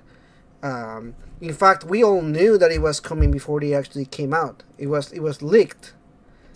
Oh shit! Yeah, Oh yeah, I remember that. Yeah, I remember that. I'll never forget that because it was leaked the day after I got all of my footage for my Persona 4 video. Only for it to turn out to be true. And It was 90 hours I was not getting back. No, let me make you feel better because I just spent $360 on SMT games for 3D physically, and they just went on sale at the eShop this week for $10. King, let me make you guys feel better. I bought a PlayStation Vita so that I could play Persona 4 Golden again a week before. And then it got announced. A week before they released this HD remaster. They're waiting. They are waiting for someone to do something with Persona 3 so they can fuck them too. That's why it hasn't come out yet. Now Atlas hasn't caught me lacking yet. They haven't caught me lacking yet. Exactly. So like, if you were to like make a Persona 3 video, the moment you get all your footage, or my god, at the point of no return, it's gonna come out. Oh my god. Just don't make a Persona 3 video between now and July. I think you'll be fine. And you know what? I'm actually replaying through Persona 1 on the PSP. I'm playing it on the actual hardware, which God help me, because if you get hit with those back attacks, it's over. Like, switch off the game. It's over. But yeah, I'm replaying through Persona 1 for the sake of research and taking down notes in my little notebook, so I can have like a more concise script. I am scared. Oh my god, I'm scared they're going to announce a way better version of Persona 1 right like after I finish my script and start posting. Don't worry, you have nothing to worry about. Atlas doesn't like to acknowledge that it exists. No, this is a 25th year anniversary. If they weren't going to do something with Persona 1, that. Well, if they did they celebrate the? How many years was it ago when Persona 1 for the PSP was released? That was very recently. That was very recently. Gotcha. That was very recently that they happened. They never said a word about it. I mean, who celebrates the 11th year anniversary or something? Yeah, it's kind of I'm not gonna celebrate. I mean, they did celebrate the 20th year anniversary, and they had like a stuff for it and everything. I remember they did like a big celebration. Sakura, was that like your crazy prediction? Yeah, that's it. That was okay. My that's pretty mild. I'm not gonna lie. I've heard that prediction all around, buddy. But I really think that we're going to be getting that at PC Game Show, other than E3, because since we got Golden last year at the PC Game Show, that's just my opinion. Though. Yeah, I could be 100% wrong. I don't have a really wild prediction or anything, but the prediction that I have, I mean, it's kind of mild. But I think I like to play it safe too. I mean, like my really wild prediction will be we get Persona 1 remake. Coming for PS5. Dude, literally, I mentioned that when you were gone. It's like, that's what I think they're doing for the 25th anniversary. Oh, a whole remake? What if the soundtrack's getting added to... What if the soundtrack's getting added to Spotify was the only thing that they're doing for the anniversary? Oh, I'll throw something on the wall, like, no really way. hard. But, like, at least the soundtracks are on Spotify. I can listen to it while driving. Bro, I literally spent $400 on the CDs. I already have them on my phone. Oh my god. Dude. Holy shit, my lights just went out. Hold on, my lights just went out for some reason. Narukami's wrath is causing the power. Hold on. Yeah, Bro, hold on, my lights just... I fucking buy something. I swear, someone comes up, it either goes on sale or someone comes up with a better version of it later. Awesome. I swear to fucking God, because I spent... Gosh, how much... Okay, so here I go. I spend almost $300 on the... Japanese version of Persona 5 Scramble, because we hadn't got a announcement or anything. I got it in November. I got it in November, and then they finally announced the localization the very next month. Bro, I remember that. Yeah. Oh man, that was so funny. That was hilarious. Yeah. I was ready to jump off a building and end it all. How much did you spend on it? Hold on, guys. My almost $300. Why would you do that? Hold on, guys. Well, the Chinese edition. I don't for, get those Chinese, because I'm not broke, bro. I'm not broke either, man, but I also don't want to waste money. It's the same edition. Shiro, I'm not broke. Also, I use my $5 GameStop coupons as giveaways. Hey. No, I don't use it as a giveaway. I use it for the giveaway. I love you, bro. I love you. I'll be back. For God knows, I'll be back, guys. For God knows why my lights went out, yet my computer is still on. I need to go into the fuse box real quick. All right. Go for it. Don't get shocked. Don't get shocked. We still need you on the show. Watch out. Yeah, we're globes or something. I don't know. So you want to hear my prediction for Atlas Sega E3? Okay. So I've actually got a few different things. One, I think we. Oh yeah, man. I thought this through. For one, I think we're going to get an announcement for the localization of those Yakuza Japanese games. You know, Kenzan and Ishin, the sword games. Have you seen those, the samurai games? Yeah, I really think that we might get some information about that because Dude, that's awesome. I think we might get some information. I don't expect Yakuza 8 or anything there, but if anything, I kind of expect that. I expect... Hey, hold on. I had my Bluetooth in. Hold on. What y'all not about to do is discuss Yakuza, Ishin, and Kenzan without me. And yes, I have the power word. Well, yes. what about Judgment Day? Yeah, I was going to get to Judgment 2. Yes, obviously Judgment 2 is going to be shown very soon. I think it's like in the single digits of days where it's like as a matter of fact, I think it got leaked, and there's this Yakuza fan page on Twitter that's showing some of the leaked footage, which I won't hold it against him, but still. Wait, are you talking about like the new Judgment game? Yeah. Now to be fair, RGG Studios have actually put out some of the scenes themselves. Okay, yeah. I heard there was some leaks. I wouldn't call them leaks. If you're talking about what I think you're talking about, RGG Studios have put those out themselves. All right. Yeah, Go ahead, man. Go ahead. If you got something to say about Kenzan or Ishin, go ahead. Kenzan, oh my god, man. Those games have got to, they need to bring them joints over here now. We've been waiting for years, man. It got so bad that if you go into game FAQs right now, you'll find full-on translation guides for them. That's how. That's the SMT 9 approach. Oh my god! And you can even, and there's even a PDF that you can. Holy shit! All right, sorry about that. There's even a PDF you can print out. You can print out of a guide of both of those games. That's how desperate fans have been in trying to get this game over here. Remember when Scramble didn't get a localization? There were some fans that started a project to localize it themselves, and then like two months later, they announced the localization. Yeah, that's crazy. Sorry, I'm like I have something stuck in me. I don't know if I have anything other predictions other than that. What about any Sega Sonic fans? Anything Sonic? That's probably just gonna be the Sonic announcement. I hope it's good. No! You know, I don't know caring about Sonic. I don't care about Sonic. It's like, listen. I don't know. Okay. What wild will be? I'm sorry. What wild will it be if they did a Sega Sonic tie-in movie game? Let me just say that. The Sonic fan. I'm not saying everyone in the Sonic fandom is like this. Okay, let me make that clear. But let me just say that the Sonic fandom is the Florida of video game fandoms. Bro, we're the Persona fandom. What do you think we? I don't think we have much other ground to stand on if we're the Persona fans.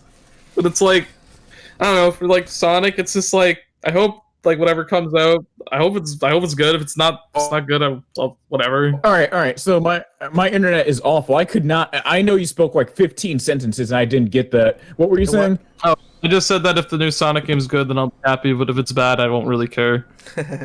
What if we get another Persona 5 tie-in? The most time I have spent with Sonic as a franchise is the movie that came out. I like the movie. Too. It was right. The movie was fun. Me too. I'll watch the second one. Yeah. I like how we bullied a company into reworking the character. It's a beautiful thing. It's a beautiful thing. Bullying a multi-million-dollar company works. It's time for us to bully Atlas into releasing SMT5. They still won't do it, bro. Not till next year. January 1st. Let's go. Man. And David owes me $20.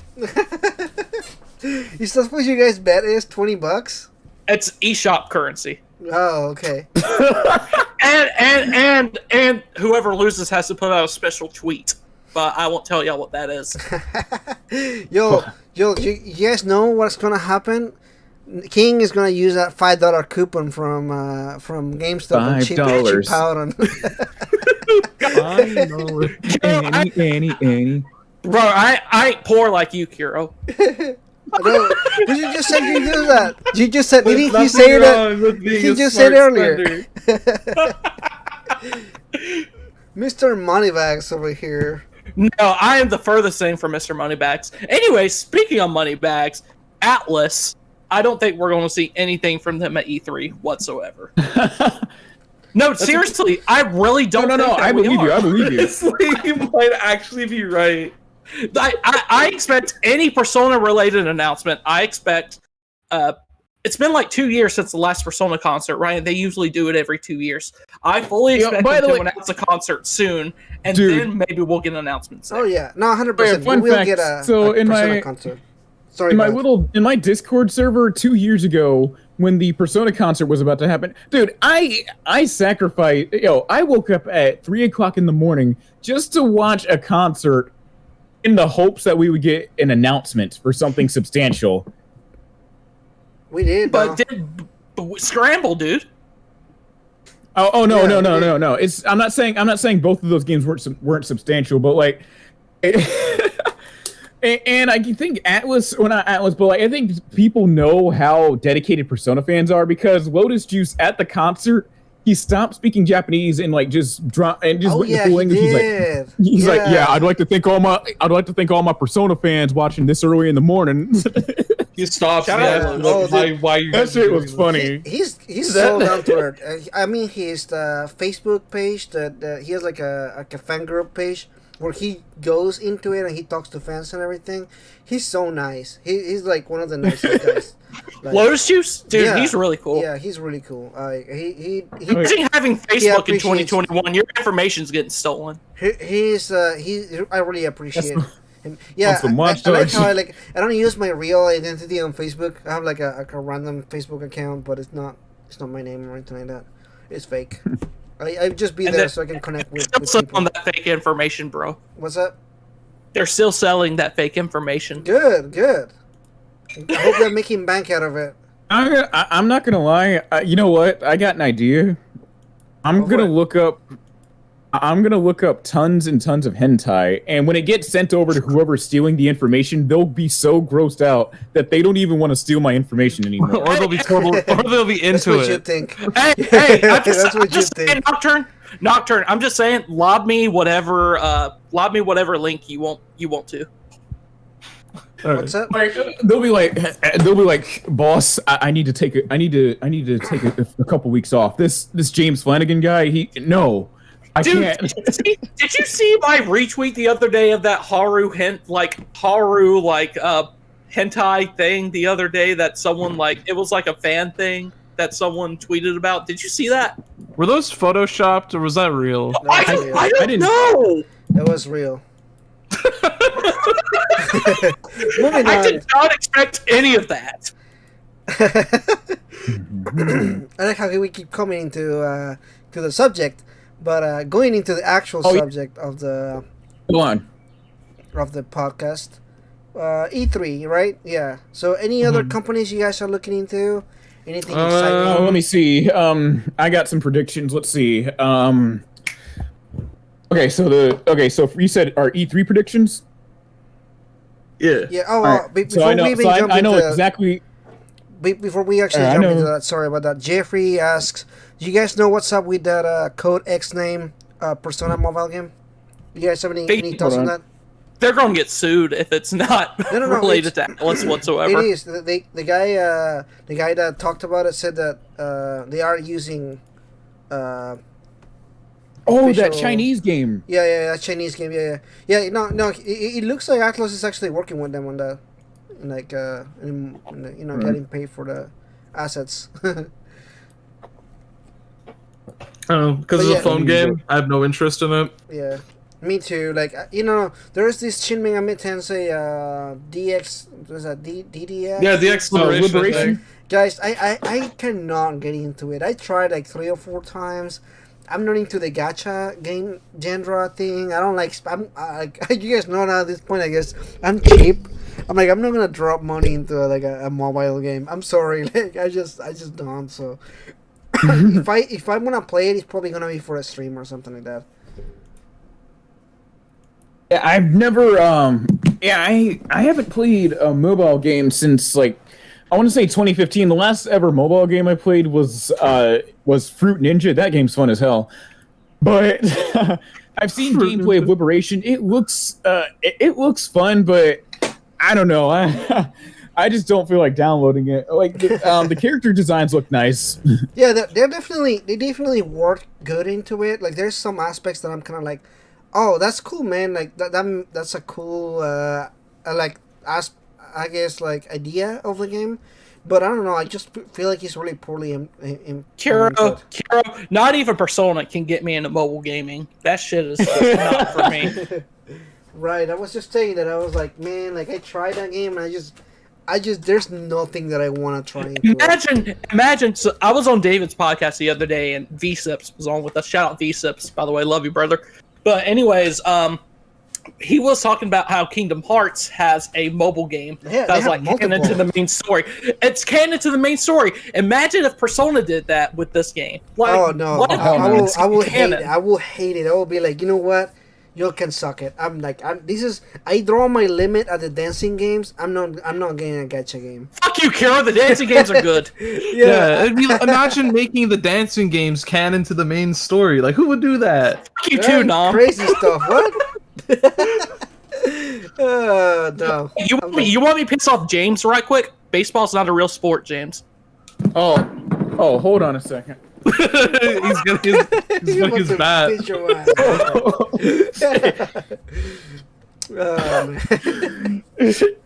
He's got nothing to say about that.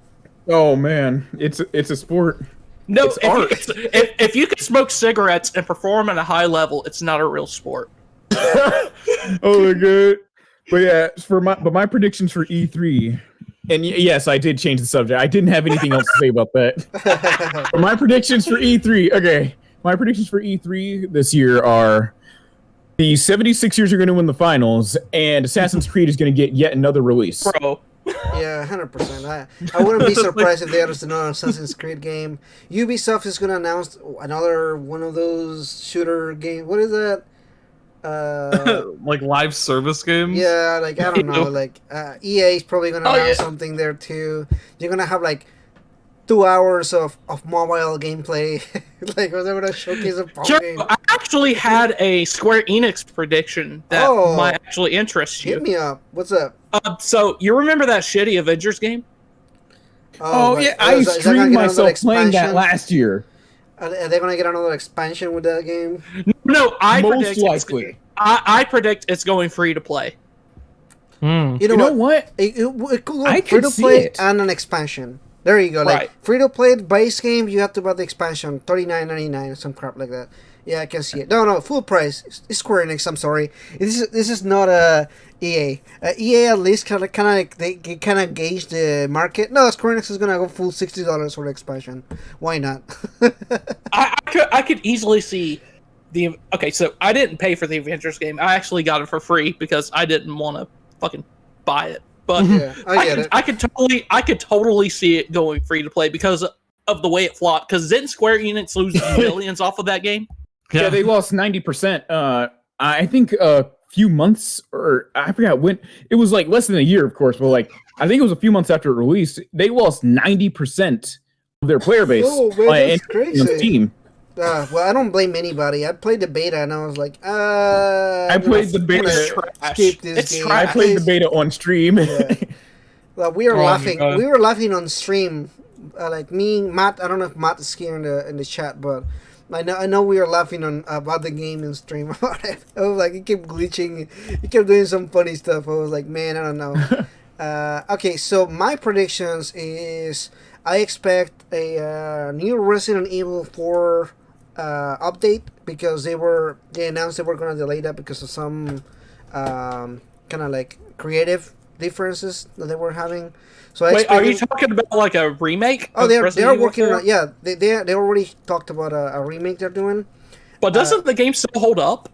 What's up? Yeah, it still holds up, but you know, Capcom likes money. That would be like remaking The Last of Us 1. Oh man, who would ever do that? Right? Ooh, crazy stuff, right? Anyway, yeah. So they're probably gonna showcase that.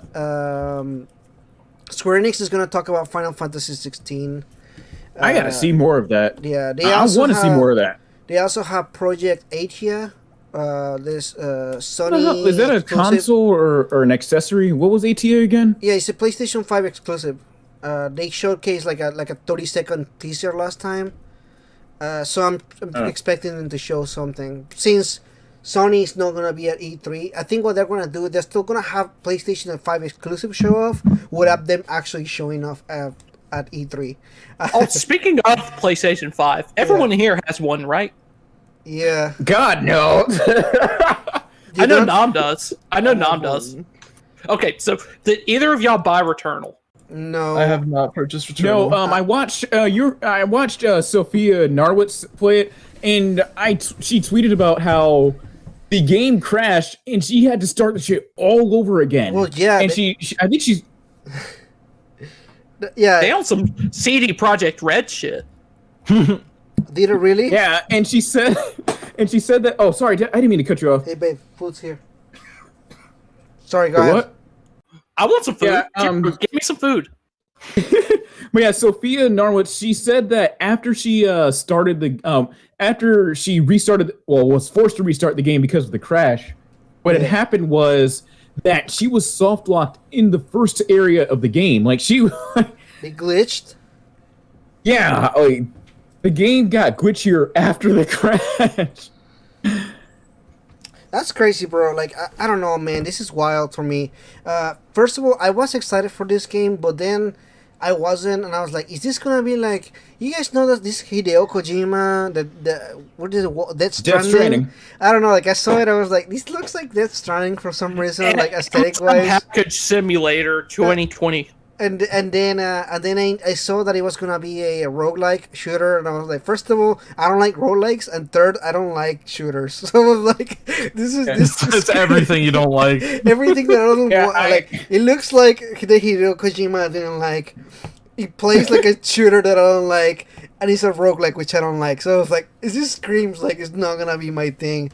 And then I'm seeing people having issues with like the crashes. I mean, actually, some people that don't know what a roguelike is, so they're like, oh man, I died, I have to start from the beginning. Yeah, welcome to roguelikes. I'm sorry. I'm sorry, but like, I guess people should have known that. I guess people are saying that the trailers didn't say that it was gonna be a roguelike. Wasn't like the initial concept trailer that they showed off, didn't they like even say that the game changes whenever you die? Right, exactly. That's why I assumed that people knew that it was. Like, I don't know why. As a proud PS5 owner, I can say I do not give a fuck about Returnal. Yeah, me too. Oh, man. I 100% like. At the same time, I'm not a proud PS5 owner. I'm sorry. I'm probably gonna wait like a couple years and then get a PS5. Yeah, exactly. I'm just waiting for the library to fill up right now. Yeah. Well, not that I have a choice because. Oh my god, dude! You have a better chance of getting a gun pre-owned at GameStop in DC than you do at getting a PS5 here. Bruh. Bro. Holy shit. Bro, we all three here got PS5s though. Yeah, but I got mine because I'm like weirdly obsessive with things. So it's like I had 4 tabs open because if you too, man, I am too. It was and you know what people have been doing? People have a few people I know have been going to like the rural parts of their states and then buying it from a GameStop there. So like you have to go to Wyoming or something just to get a PS5. Is it worth it though? No. I bought it for the new Ratchet, pretty much. Don't worry, guys. If you play Persona 5 Royal on your PS5, I can guarantee you are still getting a silky smooth 30 FPS. And also the load times are slightly better. With cheese. Slightly better. Yeah, I don't know, man. Strikers on PS5 though. That 4K 60 FPS was beautiful. Oh, it looks great. Yeah, it's alright. I don't know, man. To me, like, stop. You played it on PC, didn't you? yeah, I played on PC and Switch and PS4 and everything. hey, welcome to the stream, Strader. Hey, sorry, how you doing today? No, for real. To me, like the PS5 issue thing is, one, it's hard to get. I get it. Like everybody that got one battled through everything to get one, and two, Sony has been making some weird ass decisions in the system. Like, I don't know. There's like several things that they done, and I'm kind of like disappointed on. Like the whole thing about like even closing like the stores and everything. Kind of like, man, like you gotta think about it right now. In another 10 years, the PS4 store may close. You know, like those kind of stuff like start to concern me a little bit more than just kind of like, oh, because it's cool right now. But yeah, I don't know. Because we all know the PS3, Sony just bitched out on it because of closing the PS3 store because people were pissed. People still aren't going to buy any games, but they'll still close it in like a year. Yeah. Now the PSP store closing, I get that because who bought PSP games anyways digitally? Oh no, the PSP sold a lot, 80 million units. But yeah, the PSP digitally, like digital. Oh, digital. Oh, my bad. But yeah, the PSP store, I get that because like the PSP is a device stuck in 2005, and it cannot access. It can't access modern internet. You can still buy PSP games on the PS3 store and just download them onto your console. Right. Yeah, you can. Yeah, but like the PSP, with the way it was built and coded, it cannot access modern internet. By the way, shout out to Jeffrey in the chat. Persona 5 Heart Switch 2. If that's with Haru, oh my god, no! Instant classic. Oh my god, no! Just saying. If you know, you know. What is that? Heart? You never seen Persona 5 Heart Switch? No. Look it up. Oh no, yo. Look it up, Kiro. I'm looking it up right now. No.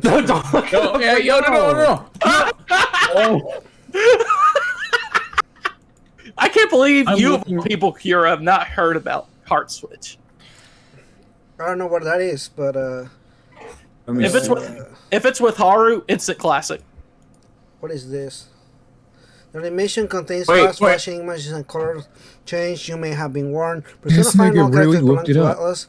This animation, something.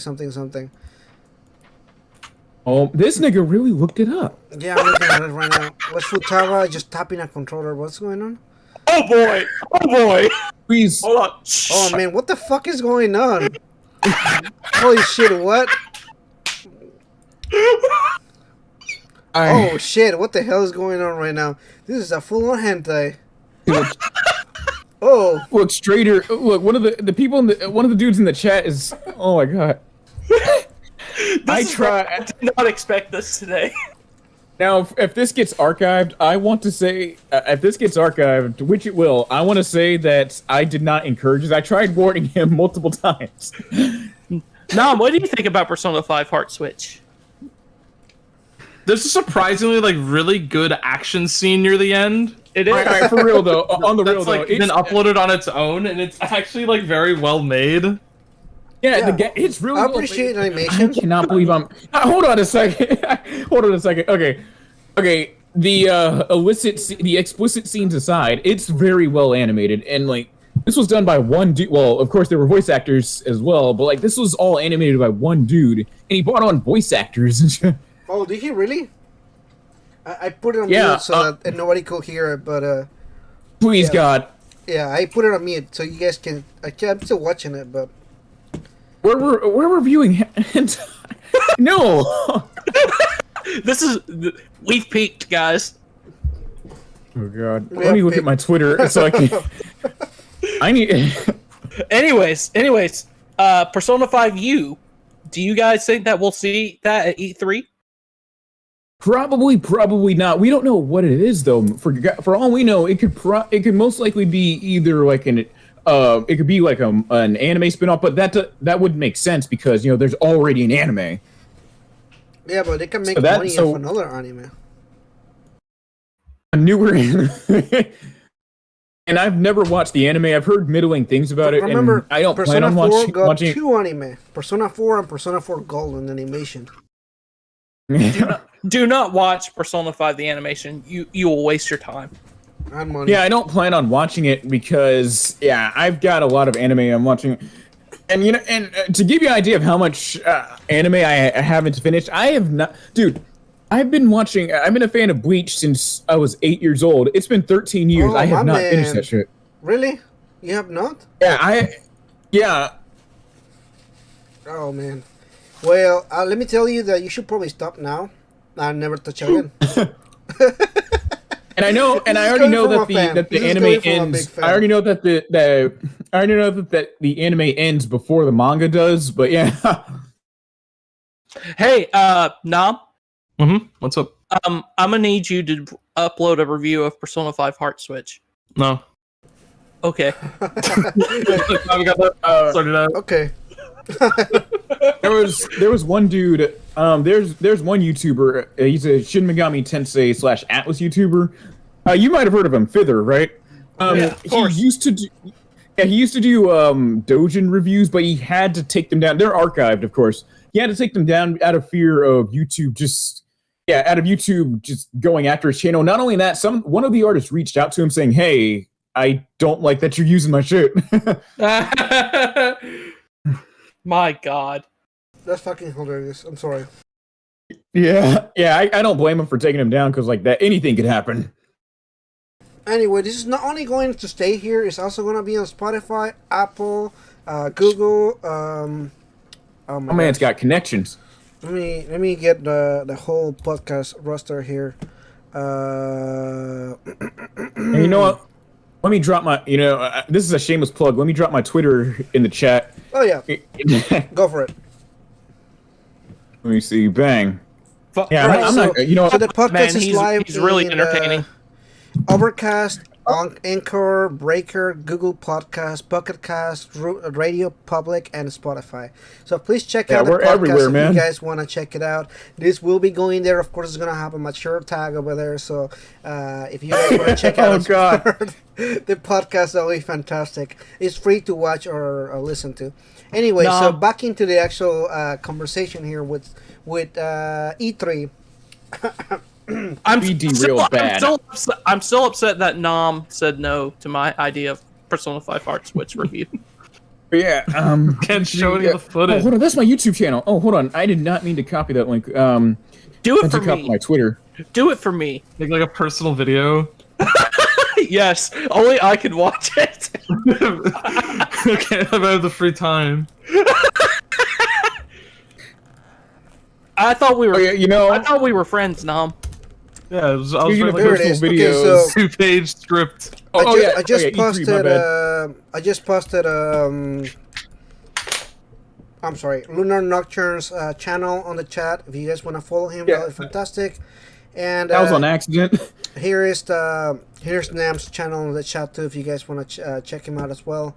And, no, is it Nam or Nam? It's whatever you want it to be. I'm calling you Vietnam. How did Forrest Gump say it? Vietnam. That's like. And I'm looking up Kingsner Okami's channel right now so we can pull him up in here. Her name was JNA. Follow me for horny content. It's actually just regular content, but with bigger horns. No. Anyways, I have a first-hand account of this. Whatever do you mean? Anyway, so yeah, that's all the links right there. You guys can check them out. Don't leave the podcast though. We're not done yet. We still have more content to talk about. Not horny content, just regular content. Or we can mix in some horny in there. We already do. All right. So, any E3 guesses? Anything you guys want to see particularly? I really would like to see them announce a Super Mario Galaxy 2 port for Switch, and then at the end of like the announcement trailer for the 2 port, I want them to drop Super Mario Galaxy 3. It's coming. I honestly thought that was leading into like at the end of the announcement trailer, they announced it immediately got delisted. Oh my god.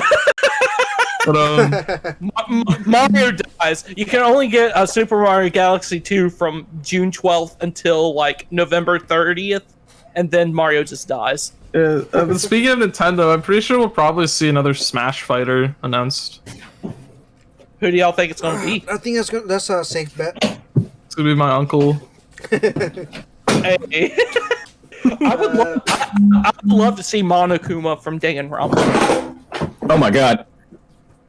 I would You like to okay? see Dante from Devil May Cry. Oh no, I'm talking about Monokuma. Dante from the Devil May Cry series. Slap it happen. Slap down the Smash logo. Oh yeah, speaking of Smash logos, I don't know if you guys have noticed, but in depending on what region you live in, when they give the Smash presentation for certain characters, you know how they show Smash cross said character's game? Mm-hmm. So in Europe, they do that with all right, so in Europe they say Smash cross like when they had Ezio or Altair, it said Smash cross Assassin's Creed, but here in America it said Smash cross Altair. And I think that had to do with the ESRB, because I think on some weird technicality within the ESRB, if you name drop the game, I think Smash might have gotten an M rating by default. Maybe The word assassin gets M ratings if it's on the cover. Oh, I don't know what I don't know why I notice stupid stuff like this. I have too much time on my hands. Nah. Demicro in the chat said he made a P5 Heart Switch review thumbnail, so you have no excuse. Oh my god, hold on a second. Thumbnail is ready, bro. No excuses. Yeah, for sure. Let me close Sorry some about that. programs out. Good You lord. guys could hear the vibration. I'm sorry, my phone started vibrating. The vibranium. No, vibranium. So Strider has a good question. I have to ask this: what could be after Smash Ultimate? Honestly, they could just potentially just re-release Smash. Because how high can you go after that? It has everything in it. All the music, the arenas, characters, everything. How high can you go? You can't, because every game now is you're going to expect to see every Smash character. That's true. I didn't even. Yeah, last time when they said everyone's here, this time they really mean that everyone is here. You're in the game. Right. King Narukami is the next Smash fighter, guys. Well, you That'd can be technically awesome. just make. Narukami. Well, there's a skin with Narukami, right? You just add a crown to him. Of course. Yeah, there is a Narukami. You can buy DLC for Smash. It's like a few cents, and you can have the Persona 4 protagonist. And then you can stuff. unlock for your a crown with your Mii. I need to do that. Why the fuck haven't I thought about that? You can totally do King Narukami, bro. Bet. I'm going to do it as soon as this is over.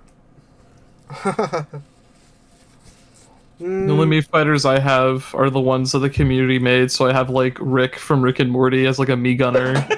No. Oh hell no. Donald Trump and Barack Obama. Y'all remember that episode of SpongeBob Bang Geeks where Patrick's neck was like shoved into like a trumpet? Yeah. Oh yeah, didn't someone beat him up? So I've got that as a stage on Smash. Does his head like a trumpet in his neck? Is his head like a moving platform? It is! It's beautiful. Awesome. It's everything I've ever wanted. I didn't know we'd talk about SpongeBob in today's... By the way, did y'all play Battle for Bikini Bottom? No. I was like... I grew up when it... around the time the game came out, but I've never touched it. You are missing out. Yeah, I know the remake's out. I want to get my hands on it. The original's better. It is. I don't like the remake that much. I liked it. I played through it. I was really excited for it, but the original still... You can't... You can't recreate perfection. I think it's a bit of a hot take, but I think the remake looks oversaturated. It does. It does. Like For Jellyfish Fields looks ugly. No, I'm Really? so glad you're a Battle for Bikini Bottom fan. Yeah, That makes me so I haven't. happy. I haven't has played that. I don't It like has that. platformers. It has that Super Mario 64 in the Unreal Engine look It's to it. 64, but interesting. Yeah, I know what you mean. It's like fan game, like fan remake, like oversaturation, or it's like. So I want to try it. Yeah, regardless of the aesthetics, though, I want to try it out. See what I've been missing That's out. cool. Hot Yeah, take: yeah, Super I don't Mario know. 64 is overrated. I don't have any Mark. opinions on any of that. I don't play platformers. Platformers. Yeah, in general, I just don't play them. Yeah. I play them like platformers come to me because like I mostly get them as birthday gifts. I got my 3DS. I got Super Mario. New Super Mario Bros. 2. And when I got my Switch, I don't even have Odyssey. What am I talking about? But still, like platformers just come to me. I don't seek them out. Hey, Kiro, you mind if I ask everyone a question real quick? Yeah, sure, go for it, man. All right, sure. As long as it's not best hentai ever, Persona 5 hard Switch. Shit. You Oh my stole God. words out of my mouth. Oh, No, I'm kidding. I'm kidding. I've seen better. Anyways, I see that you put the Shin Megami Tensei 3 Nocturne HD Remaster logo on your thumbnail for the video. So I gotta ask, Lunar Nocturne. All right. What are you excited for in the game? Because I know that What am we I- really can't talk about it.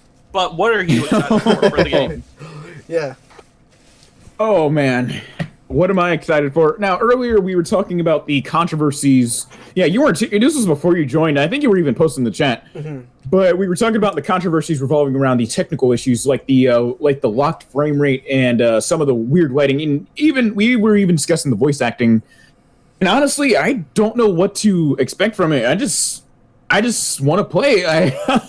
I've got no expectations. I just want to play it. Which version are you getting? Just minutes, like 20 minutes before this started, I went and pre-ordered the PS4 version. Right on. I think you did a good choice, my man. Yeah. He did. He Yeah. made a good choice. Yeah, you did a good choice, bro. There's one version you shouldn't touch. Can't really talk more about some stuff, but yeah, I think you did the right choice, rather, bro. Yeah, and in that same breath, I also pre-ordered Mass Effect Legendary Edition. I'm really. If I can interrupt you guys, Yeah, go ahead. I've never played Mass Effect before, and I really want to play this game, but I have a feeling EA's going to screw it up somehow. Oh no, it's either EA or BioWare, and Bioware. Anyway, I think one it's- of the two is gonna screw it up. yeah, I think you should play it. There. most likely on BioWare's end because there's been some silly controversies with the Mass Effect when they were teasing all the with screenshots and short clips of it. Yeah. Like there was one really dumb controversy. People were mad about the camera angle. If you play Mass Effect 2. You know what? They should just call it M Effect because they totally Oh, man. removed the apps from the game. Yeah. Yeah, so they removed the camera angle of Miranda Lawson's ass. Which, by the way, and lots of people were mad at. I am upset about this. Okay, she has What's a nice up? butt to look at. I'm sorry, but she does. Like it's this is an insult to the artistic value of the game. I'm sorry. It's literally in the title, ass.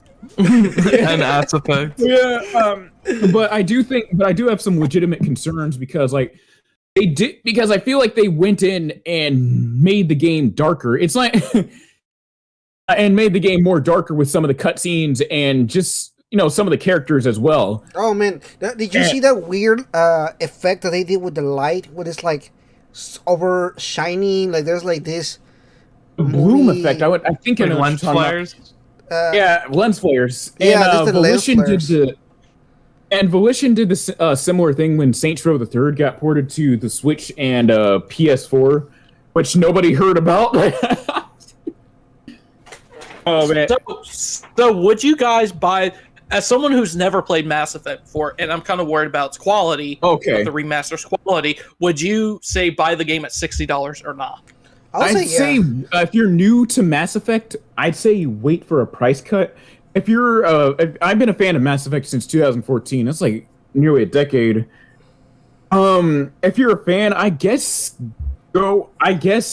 get it on launch if you want to. Okay. I'm bad at giving advice. I have my take on this. I think it's worth it because it's 3 games. This is not like if you compare this per game. Yeah, so if you compare this like this, like it's $20 per game, that's a really good purchase. It's not like buying one PlayStation 2 game for $50. There's a big difference between the and it's like, what if the PS2 game didn't run well on modern platforms? Yeah, so and I know in Japan right now they released the patch to add skill inheritance and fix the technical issues as well. But oh man, sorry, I can't even think at the top of my head right now. But still, I can't say anything. Okay, well, all I'm saying is the 5th. Well, we're talking about Mass Effects right now. I say that. Yeah, Mass Effect. We're just making hypothetical comparisons to what if. Yeah, you know. It's all about Mass. All right. So speaking as a fan for nearly a decade, I think if you're new to it, you might want to wait for a price cut just in case you're not big on it. Because imagine spending money on a game. Oh shit! Sorry, I just smacked my keyboard. But I don't know. He's really mad about this remaster, isn't he? Oh no, I'm not mad or anything. I just I was like waving my hand around. You know how sometimes you wave your hand when you talk, and I just smacked my keyboard. Like, oh, that Mass Effect collection is making me upset. No, and I personally think it's worth the money. Yeah, I'd say do some research. I'd say do some research on what the games are like before jumping in. Listen, like the Mass Effect games are my girlfriend's favorite games. She absolutely adores them, and even now I'm still questioning because we haven't, as far as I know, we haven't really seen much gameplay of the remaster, have we? Mm-hmm. The only gameplay they've shown, BioWare on their Twitter has shown like GIFs and 5-second clips of what the remaster looks like in comparison to the 7th gen versions, and some of the comparisons look good, and some of them are just I don't even know what like they made the game darker. They took the color correction slider in Adobe Premiere and slid that bitch all the way down in some of those screenshots. So did we see the new Mass Effect game at E3? Yeah, I think so. They have to. Oh, we actually know because it's coming out next month. Oh, this No, I'm talking about a brand new Mass Effect 4. The one that was announced at the Game Awards, I think.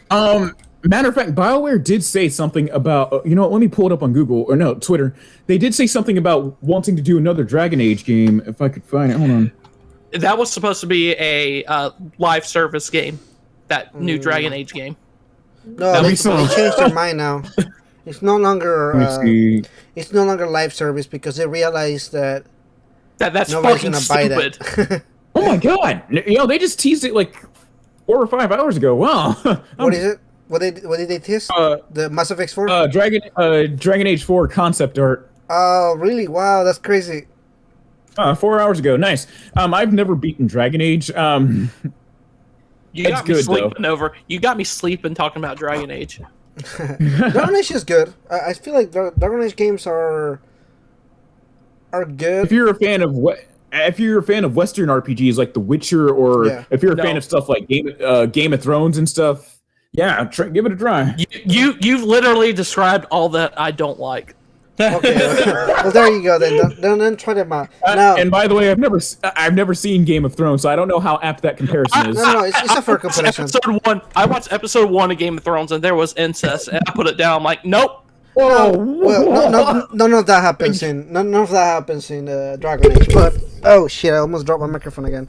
Then again, I don't have any room to be surprised at that because lots of anime messes around with shit like that. What the fuck are you watching, dude? A bunch of them. It's called a bunch of them, dude. It's a cultural thing. Have you seen that footage from The Office? Thanks, Stanley. Yeah. No. I don't know. Mass Effect's cool. What's your favorite incest scene, Nocturne? No. You're like, no. Listen, I live in the District of Columbia, not Alabama. True. Oh man. I couldn't watch Game of Thrones. There was an incest scene on episode 1, and I put that shit down. I don't know much about Game of Thrones. I think I only seen like 3 or 4 episodes. I think I only seen the first season, maybe. Is it like 6 episodes? Have y'all heard of this? Have y'all heard of this game called Conception? Atlas actually produced Conception, yes. No. They didn't produce. Man, I know about that game. I have it on my They Vita. published. They didn't produce it. They published. Right. I meant to say published. Have you heard of it, Nom? I heard of the second played one. it. I think I played the demo of the second So one. weird ass game. So It is weird. No, you haven't even seen the premise of the first Conception game. I was like, it was on sale, so I was reading it. I was like, okay, this kind of interests me. It's a JRPG. Japanese name. Atlas published the second game, and I looked up the plot of the first game. It's literally about this guy lives with this girl, and they're cousins, and she is about to have his baby. I was like, huh? Wait a second. I was like, what? I got 9. Hold on. And Spencer from SMT Network gives me shit to this day. He's like, what did you expect? It's called Conception. I'm like, it's called Conception, not Incestion. Like, bro, there's a difference between that. I ain't playing a game where someone knocked up his cousin. Okay. It's just weird. I don't know, man. I can't even go into this conversation. But Conception is a weird game. I don't really want to jump into that basket of weirdness. I don't know. Atlas did publish the second game. Yeah, well, Atlas is known to publish their other Persona clones anyway. So Let's not forget, Atlas published a Game of Thrones game. Didn't Atlas really hold on. I found it. This is what I wanted to play. It's called Brother Sister. Ew. It's called, the rest of that clip is hilarious. It's called Ew. Brother Sister. Ew. Didn't Atlas also publish a really bad Attack on Titan game on 3DS? Yes, they did. Yes, they did. Wait, that was the first Now this Attack I on need to, Titan hold game on a ever second. made. Now this I need to hear about. You've never heard about this Attack on Titan game? Now I've heard about the PS4 version. No, that one's like an actual video game. This one was like, it didn't work. Dude, and they were like, it was the most, I haven't played it personally, but it runs like shit. It's a 3DS game. It runs like shit, and you do the exact same thing for hours on end. There is no reason to play that game. Oh man, that's hilarious. Atlas has published some weird games. They have. They really have. Watch someone be surprised when you tell them that they helped publish the Demon Souls in PlayStation 3. I mean, it's true. Oh, they did. Yeah. Hey, Nom, you played Jack Bros recently. Would you like a remake of that sometime? Honestly, I would love to see like Jack Bros come back in some way, because like even if it's like this like Steam indie game that supports like custom made levels, because I honestly think Jack Bros is a good game. Jack Bros is a fun little distraction. That could be like you said, like maybe like a Mario style, like Mario Maker style, where the people can make levels for them and everything. I honestly think that would sell decently. Yeah, definitely. As long as they don't change the artwork. Have you guys seen the American artwork for Jack Bros versus the Japanese? It's scary. One? It's like terrifying. It's a completely different art. Like it's a completely different game altogether. They tried to make Jack Frost look badass and it didn't work. It just looks scary. It looks like they're gonna murder you. Oh, you know what? It looks like our friend Demicro in the chat is always tweeting about Jack Bros remake. So yes, we did go into that for you today, Demicro. Yeah, Demicro, you got this. What is it? Oh man, I'm trying to remember. Are you alone in the? Are you afraid of the dark? Is that what it is? Oh, are you talking about the Nickelodeon show? Yeah. That's what it looks like to me. Or like the Goosebumps books. That cover looks like one of the. Yeah, that's what it looks like, though, right? R.L. Stein's Jack Bros. I kind of want to. I would be all for a 3D Jack Bros remake. I'd buy that shit. Yeah, Jack Bros is a fun little distraction. Like a pixel, like a pixel game. That'd be cool. Yeah, I'd be for it. Shit, I'd buy it. Do you guys know what a synchronicity prologue is? No, what In is the that? world? It was a tie-in game made to promote Strange Journey Redux, and it was a Metroidvania with Jack Frost and Pyrojack. Oh, I do own that game. I have it on my computer, on my laptop. Yeah. It was like Okay. I need to play this. it's actually really good. Yeah, it's really good. I spent a lot of time. I Man, really want them to make a full version, like an actual video game for this, because I would totally buy it. Lob me Yeah. that link. It's kind of hard to find. I don't have it right now. I'll try to find it for you later.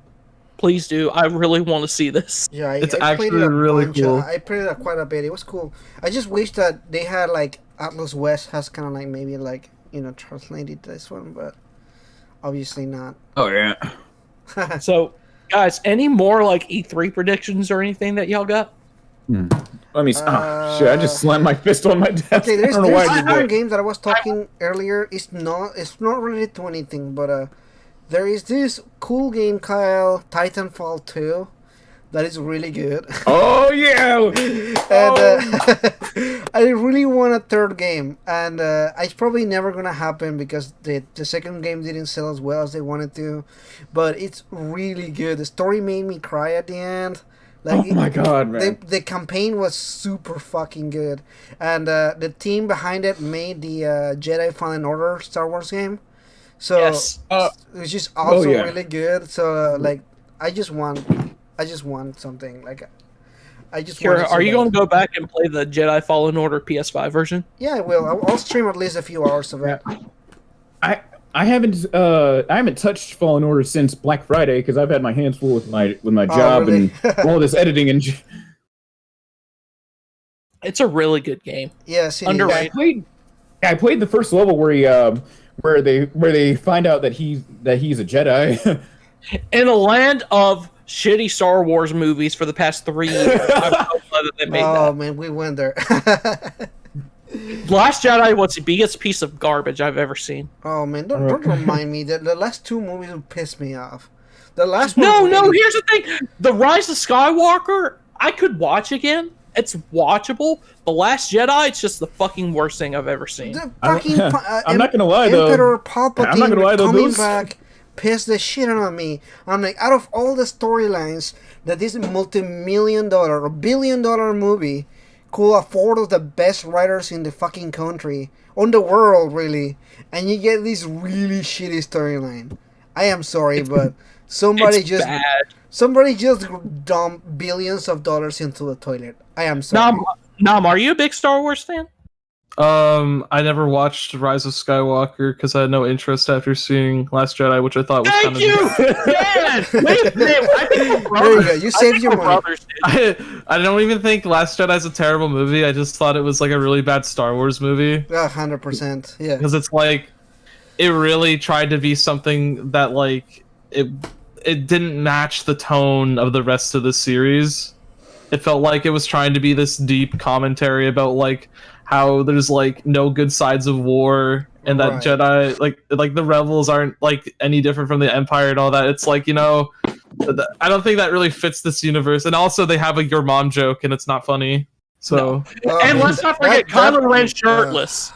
Kylo Ren's shirtless and he's like very wide. He looks like a stretched 4x3 image. Oh yeah, that used to be Whenever that I used to saw be a the meme. I memes- remember that. Yeah, whenever I saw the memes, I was like, because I didn't see the movie right away, so I saw the memes and I'm like, what's wrong with Kylo? Is it like a meme? Like they stretch him out on purpose? Maybe like, maybe make him look like a midget or something like that. But then I saw the movie and I was like, oh my god, it's not Photoshop. That's how he looks like. What is Guys. going on? Kylo Ren is not intimidating whatsoever. He is I'm not. sorry. He's not. I'm sorry. He's like, Like you can land a fucking plane on his nose. Kylo Ren are the parts of Goro Akechi that I really don't like, except just like as a character. This nigga. I mean, Kylo Ren's he was interesting in whatever the first movie was, episode 7. I can't remember what the name is off the top of my head because I choose to forget that episode 7, 8, and 9 exists in the first place. But he's just not a good character. Ever since he took off his mask, he was not intimidating whatsoever. Oh man, yeah, no, I was super disappointed about it. Don't even remind me. I'm like, I almost managed to forget that these movies existed, and he just brought them back to me. I'm like, what was that one Star Wars movie that we got in between episodes? Han Solo. Huh? What was that? Han Solo. With Jyn Erso, I know who you're talking about. I'm trying No, not Han Solo, not Solo. Rogue One. Rogue One. Yes, I love that. Yeah, that's the one I was talking about. Yeah, that's what I was Rogue talking One about. was good. Rogue One was good, and what was the other one? Yeah, Was that? yeah, I Rogue got to One see that maybe? with an X. Oh no! It wasn't a movie. It was the TV show, Mandalorian. The Mandalorian. That one was good too. Yeah. And then they Oh, have so show. disgusting CGI Luke at the end of the show. Oh, spoilers, man. Oh, I haven't seen it, bro. Thanks, Bob. It looks really bad. No, it I'm doesn't. not- It looks fine. I'm think it's not okay. surprised whatsoever. I'm not surprised. It's like they tried doing a full CGI face on like a TV budget, and it's not good. Oh man, really? And it's yeah. Disney, bro. And it's Disney. They have all the money in the world. I haven't watched their Marvel shows. Dude, WandaVision's actually really good. Have you not seen WandaVision yet? I haven't seen WandaVision, nor have I seen Falcon and Winter Soldier.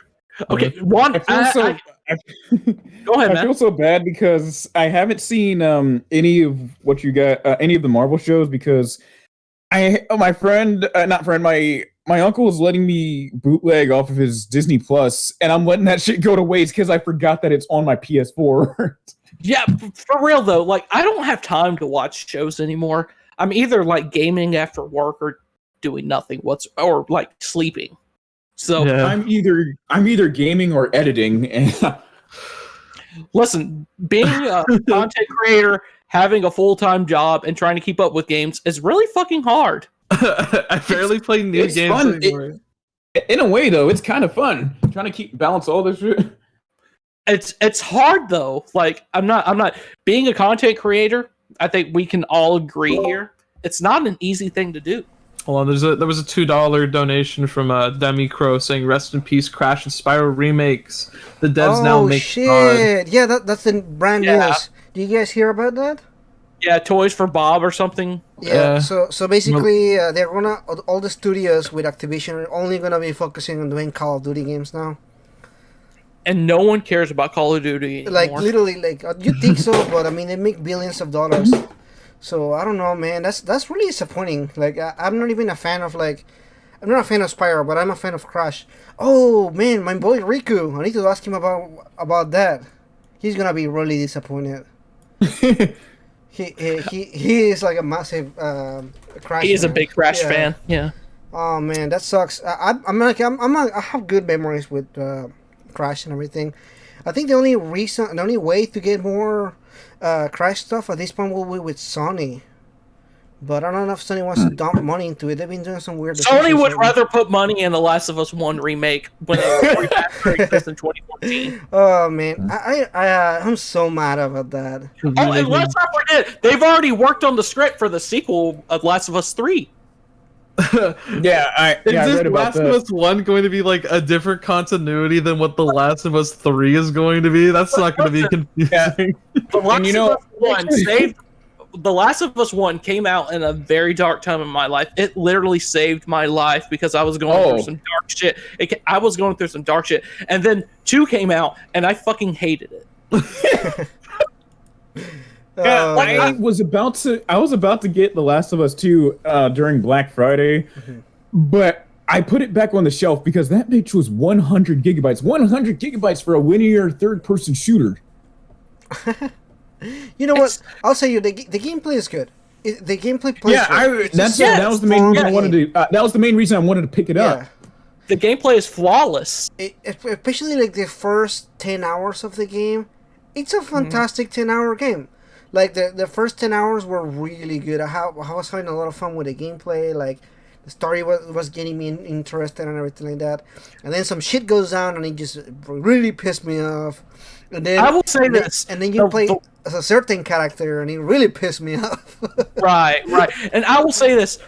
The first part of The Last of Us Part 2, and that was the most emotional I've ever gotten from a video game ever. I don't care. Like my girlfriend, like I cried in front of my girlfriend like a baby. Dude, me too. I did too.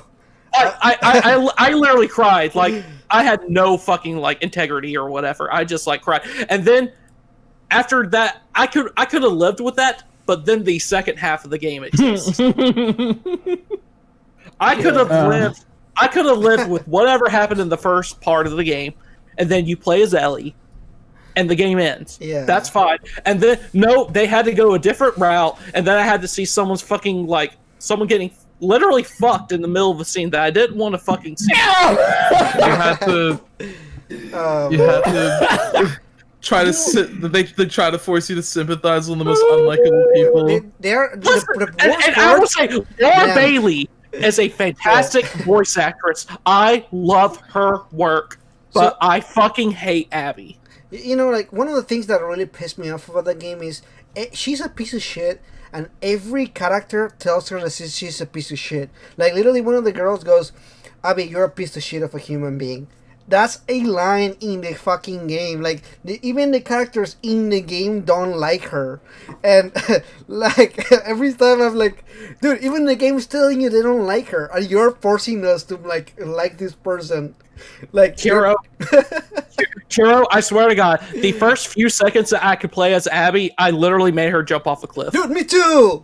Me too! I have a... Yeah, me I've too. seen clips of Maybe that'll retcon.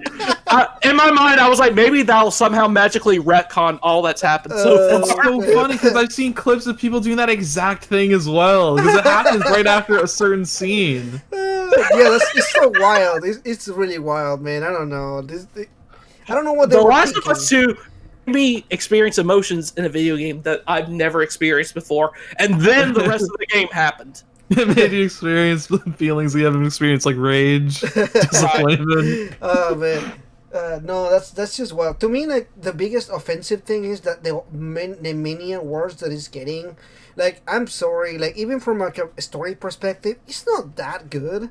Like it's not like this masterpiece. I don't know. Like this is just like I didn't hate the game. I thought it was an okay game. Like there was some really good aspects, there was some pretty shitty aspects of it. Or I was like, the gameplay was a 12 out of 10. Yeah, the gameplay was really good. But if you look at it like in overview, like story-wise, like all these awards that it's getting, I'm like, yeah, but other games were really good that year too. Like, no, I wouldn't say like, I mean, like look at 13 Sentinels, man. 13 Sentinels had a really good story. Mm-hmm. That game won no awards. And it was nominated for Best Narrative. Yeah, it was. It was at the Game Awards, wasn't it? Yeah, it was at the Game Awards. It didn't win anything, but it was at the Game Awards. And I was like, man, like, just getting so many awards, and like the 13 Sentinels is just not gonna get anything. And it just make me really frustrated. And it makes me sad that Yakuza Like a Dragon didn't win anything either. Yeah, that was my favorite game of 2020. Oh, that was my best RPG of 2022. That was like, especially RPG, because I had another game for Game of the Year, but I think I didn't start. Yeah, I didn't play. I got Like a Dragon during Black Friday. I didn't play it until 2 months ago because I was busy trying to finish the rest of the series. At the time I got it, I was in the middle of playing Yakuza 4, I think. My man. Yeah. How good is it though, going through the whole series? I absolutely love without the Yakuza series, I wouldn't be right here with y'all now talking about SMT or Persona or JRPGs. All right, sorry about that. Discord was being stupid. I couldn't even hear you. Oh, really? I was asking you, how good is it playing through all the Yakuza games? Yeah, it's really good. You're gonna have to get used to Yakuza 3 and 4 because they're running on old PlayStation 3 engines. Now Yakuza 5, it's running on it was the engine that was used for Yakuza 0. But yeah, 3 and 4, it's gonna take a lot of getting used to. And let's not forget, man, the rhythm aspect of Yakuza 5, it has a rhythm game built in too. I fucking loved it.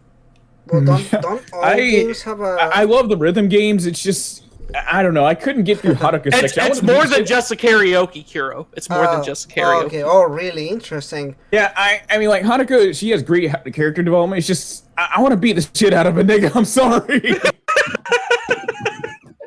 I feel that. Sorry, you said you feel left out? Wait, where's Vietnam? Damn, what happened? What? I was asking where Vietnam was at. Oh yeah, because I haven't played any of these games. Oh, Man, really? you need to play You Yakuza gotta 0. play it. At least play 7. That one's like a dragon, right? Yeah, like a dragon, yeah. Well, technically they're all like a dragon. The Japanese name is like a dragon. Oh, sorry about that. That's what confuses me. Because, so in the Japanese version is called like a dragon, like a dragon. no, Yeah. yeah, like a Ryu dragon. got Gotoku, Ryu got Gotoku. Let's it makes not sense.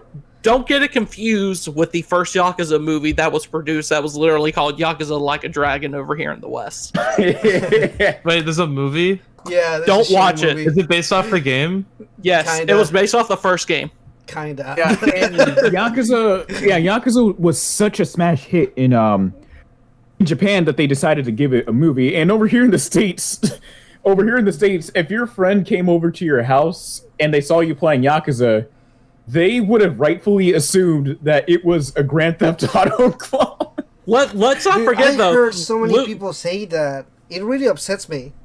And I'm Yeah, not a it big does. Yakuza fan, but like, Let- it really Yeah. upsets me. Let's not forget Sorry, not Luke Skywalker literally voiced Majima during the first game though. So But yeah, I actually included that part in. Oh no, I didn't even include it. Never mind. But I included like the remake, a scene of the remake where Majima he beats the shit out of someone with a steel bat for not laughing. right. Oh, is that a Joker reference? Oh, No. I don't know what it is. Not but yeah, not Joker, really. It's A Batman okay. Joker So reference. So during Yakuza 1, Yakuza 1 was the only Yakuza game in the West to receive an English dub until Judgment came out. So during Yakuza 1, they cast, oh gosh, what's his name? Mark Hamill. Mark Hamill as Majima. So they just happened to have a scene where like Majima's beating the shit out of like one of his cronies.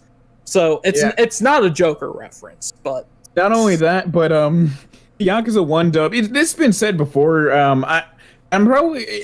Anyways, it's been said before, but yeah, the dub is horrible, but Like, how it's bad? also hilarious. Like how bad? Like Resident Evil Dude, bad? It is so bad. Dude, there are F-bombs every 3 sentences. it's hilarious to see.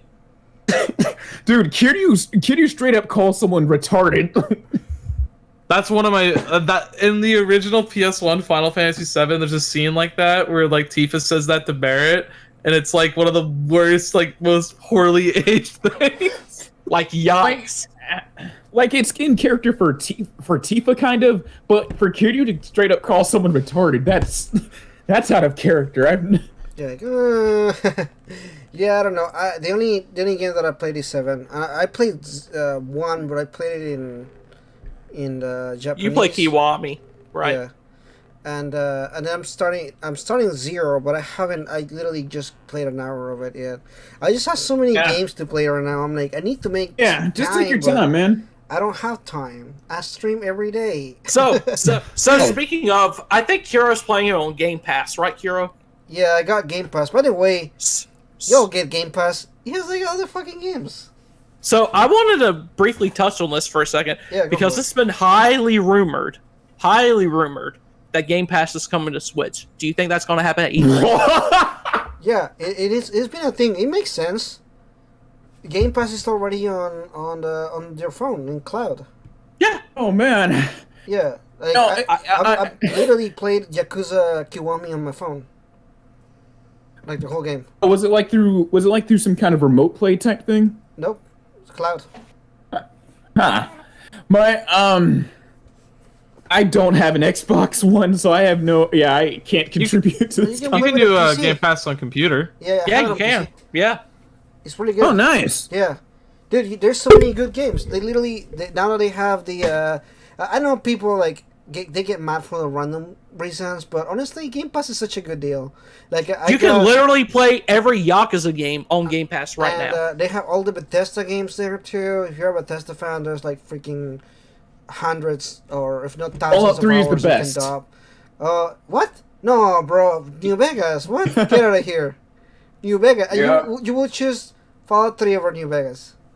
Yeah, I would. What? For a few reasons. One, I just love the setting. You know, it's this dark, dreary, green and gray, East Coast urban setting. I just love that so much. I don't know why. Am I the only one here who doesn't? I mean, Game Pass is cool. It's great. But I just have too many games in my backlog that I have to play. So I don't think a subscription service would like really help me right now. Yeah, I don't even play like fans new of the games games. anymore. I just play games I've already finished.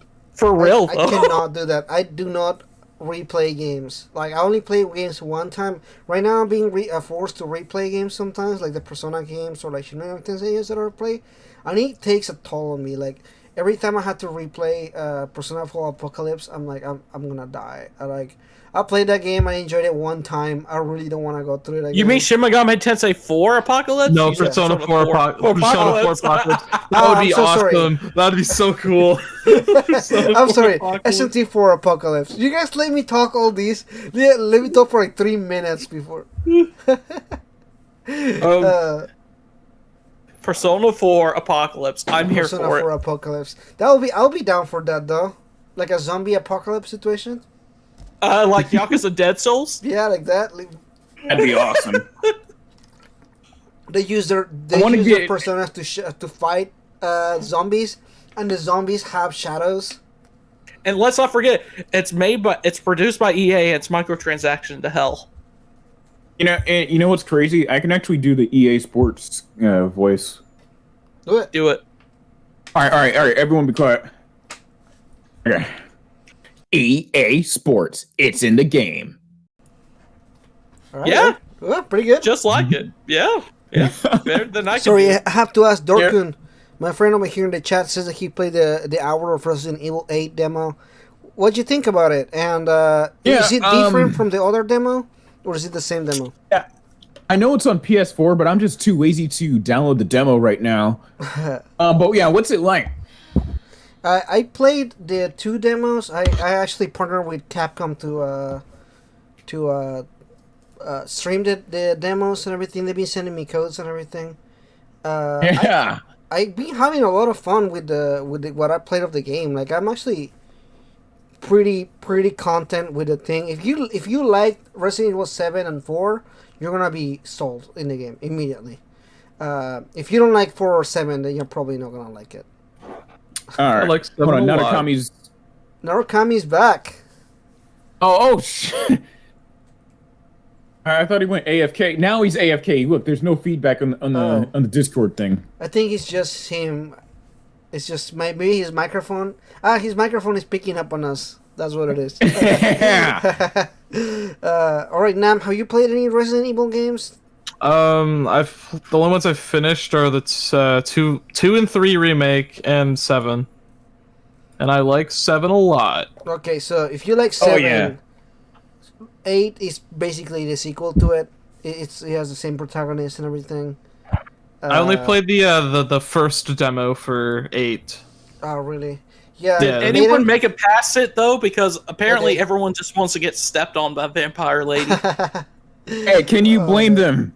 Can you blame them? Yeah, dude. I saw this stupid article from Kotaku that said that I don't know, something about white girls, white protagonists, or white female protagonists are not progressive, and they had a picture of Lady Dimitrescu, and I was like, she's the villain in the game. The game's not even out, but we know she's a villain. She's not a protagonist. What? All I know is that I remember one tweet that I could easily relate to, and it was this footage that Capcom released of the tall lady throwing the vanity dresser against the vanity desk against the wall. Yeah. The tweet said, I've never been so jealous of a vanity thing or whatever. So, a question for all of y'all regarding Atlas and E3. Will we see Project Refantasy? No, we'll never see it ever again. What in the world I is think that? so. I've think so. only seen that. Correct. I would like to. wouldn't- I talked about it on my video in my predictions video. So Refantasy is how do I explain it? So Hashino, who was working on Persona, I guess he got tired of Persona. So Atlas built a new studio look it called up. Studio Zero, and now they're making ReZero, which is a RPG style, like medieval fantasy style RPG. We know nothing about it other than that weird ass trailer they revealed like 4 years ago. I found it. The conceptual art looks like it was drawn in the style of who's the artist behind? Yeah, this looks like the art style of the guy behind Catherine. Well, he's probably done Persona as well, but still. He's working on it. Yeah. Yeah. Hashino's directing it, yeah, and what's his name? I'm sorry, I forgot the artist's name. I think it's Soejima. Sojima. Yeah, Yeah, Sojima is doing the art for it. Yeah. The big three: Sojima, Hashino, and the name of the Yeah. big three. Anyway, yeah, Sojima is making the art for it. It looks good, but we only seen like concept art and like this weird concept video with real people on it. But what I want to note is that the concept trailer that they showcased Westerners in like medieval clothing and everything. So I'm thinking they're trying to aim this particular game into like the Western fandom. Yeah, Western fantasy. Yeah. I mean like the fans. Like they're trying to aim to a Western audience. Yeah. So No, there've been I've seen tons of Japanese made games go for a Western fantasy feel. I don't know. Maybe they're trying to experiment. I can't read their minds. The Atlas is fucking weird. Plus, they already have the other series, the Etrian Odyssey series, which does No one plays that. Well, Persona Q is a piece of trash. That's not. My thing is, Dude, I you like love Persona 4 Persona Q. dancing, but you don't like Persona Q? Correct. There's something wrong with you. did My not. thing sorry. about I love Persona Q. I love Persona Q, but my thing is that I don't know how. Like, I've seen fans say this on Twitter so much. I don't know how it would get remastered. No, I could see it because you could just auto map everything. Yeah. I don't know. Yeah. And again, It would work. Features They cool, could do. but The only thing is that they would have to put effort behind it. Which, if you have seen any of the remasters that Alice has done, that's obviously not what they want to do. yeah. It's been a big mixed bag. I don't know. I don't really need or want the Persona Q games remastered. I don't think we need one. I think it would be sorry. good. I just think I heard Persona Q is Q2 is a huge step up for the first game. The only thing is that we didn't get a dub with it. Oh man, dude! Yeah, imagine how wild that dub would have been. Aaron Fitzgerald. Oh my God, Aaron Fitzgerald. Fucking who else would they have on crew? For how many like somewhat big voice actors they would have to rehire for? Yeah, it would cost millions, bro. Yeah. It would cost millions. It cost a because lot, this and from what I've seen, that game did not sell well like at all. So I think I they made think if it was really re-released on Switch, it would do better sales wise. Oh, definitely, because the Q2 is released like after Switch the fans Switch came are- out. It was Switch fans are hungry for Persona. Yeah. It was a 3DS game released in 2019 in the West. Yeah. I just remembered that too. So that obviously they didn't want to do a huge budget for it, which I completely understand because people have moved on to the Switch by then. But I really think if they were to remaster the Q series, which I am all for, by the way, that would be great. I would love to play that on my Switch. But if they would have to, I really think they would have to do a dub for Q2, which would cost quite a bit. Especially It would cost I millions. really Yeah, doubt- bro. I That shit really would cost doubt they'll do millions. it. Dude, Yuri dude, Lowenthal alone. No, Troy Spider-Man. Baker, nigga. Well, This nigga, well, that nigga was in Matthew Mercer. Bioshock. But here's What's the thing, up? though. Matthew Mercer does a great Kanji. He does a great Troy Baker impression. Oh yeah. Oh, does. there's no doubt about that. Matthew Can't even, Mercer can't has even made tell his- that it's him. Exactly. Yeah, Matthew Matthew Mercer has made his whole career just just replicating Imitated. Troy Baker's work. Yeah, Matthew Mercer. They could. I'd love to imagine them getting him in the studio for Persona Q2 and having him pull a Seth MacFarlane and read two different. You bring in Matthew Mercer for Q2, you've got two of your characters taken care of right there, Yusuke, and Kanji. Nice. I think wasn't Matthew Mercer also a Kanji in Q1? Probably. Oh shit. That was probably the case. I don't completely remember because I tried to forget everything about Q1. I got to the there was like a haunted section of the game. And you got to the haunted mansion. That was awesome. I thought it was like the third labyrinth, and I just lost interest. It was great. It was great fan service. But the thing about Q is they take like the most ludicrous aspects of the characters, like Chie. She likes meat. Yep, that's my biggest. She likes meat. Let's replicate every fucking line. Oh yeah. She's gonna mention me every fucking line of the game, and Teddy's gonna sexually harass everybody. Yeah, in literature, that's called flanderization, where you take one aspect of someone and then exaggerate the hell out of it. For example, Akihiko, he mentioned protein probably once in Persona 3, if not never. Maybe he mentioned it in Arena, I don't know. And then, like, they just went full throttle with it in Persona 2. Akihiko only mentions it once, and that's during a date with the female protagonist, where he's talking about how she should eat more to have more energy when they go to the dungeon. Like, it's a relatable thing to the subject. He's not like, oh, dude, I gotta eat the fucking protein so I can be strong. And then the game just, like, blew that up to, like, 11, that I'm kind of like... I hate that part. He did mention protein a lot in Arena, from what I remember. Yeah. Arena, yeah. Yeah, but that was like a sign of things to come. Oh, man. Totally like, right. Arena is never happening, by the way. I understand that, like, writing a game where, like, 18 to 20 characters all like, represented perfectly is, like, not gonna happen, but, like, why did it have to only be protein? It could have been, like, one other thing. Dude, what's worse than that? Chie only mentions meat, dude. I mean, I love Chie as a character. A lot of people don't. I love her development. Ooh. But the fact that she only likes meat and they only, like, they accentuate that. She mentioned it every fucking sentence in the queue. I love that cast. Don't get me wrong. Persona 4 cast is my favorite. And them just fucking around is like some of my favorite things ever. But it just got to a point where I was like, this is just... They obviously didn't know what the fuck they were doing. Right, I agree. It's annoying. But, I don't know. Shit. Was it more annoying than everybody being an idol in Persona 4 dancing? I don't know. Dude, stop. No, that was a dream come true. Bro. Hey, Kira, what's your address? I gotta go, I gotta show you something.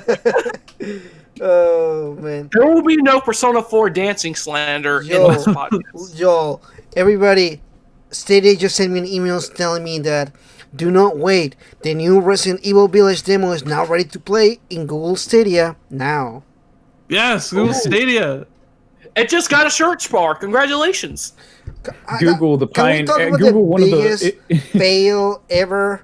The fact that Google, who made their entire career based around a search engine, they now have a search engine in their own product. To be fair, though... Go ahead, man. Go ahead. To be fair, though, to Google, I'd want to forget Stadia existed, too. Let's not forget, though, it is the best way to play Cyberpunk right now. Oh, it is? Oh, what's going on with Cyberpunk and Stadia? Apparently, it runs really well. It runs fantastic. Like it's playable. Yeah. Now, I sound like a crazy person, but I want to get the Stadia for its controller so that I can play GameCube games on my emulators and shit. I mean, that makes sense, but the controller is also expensive.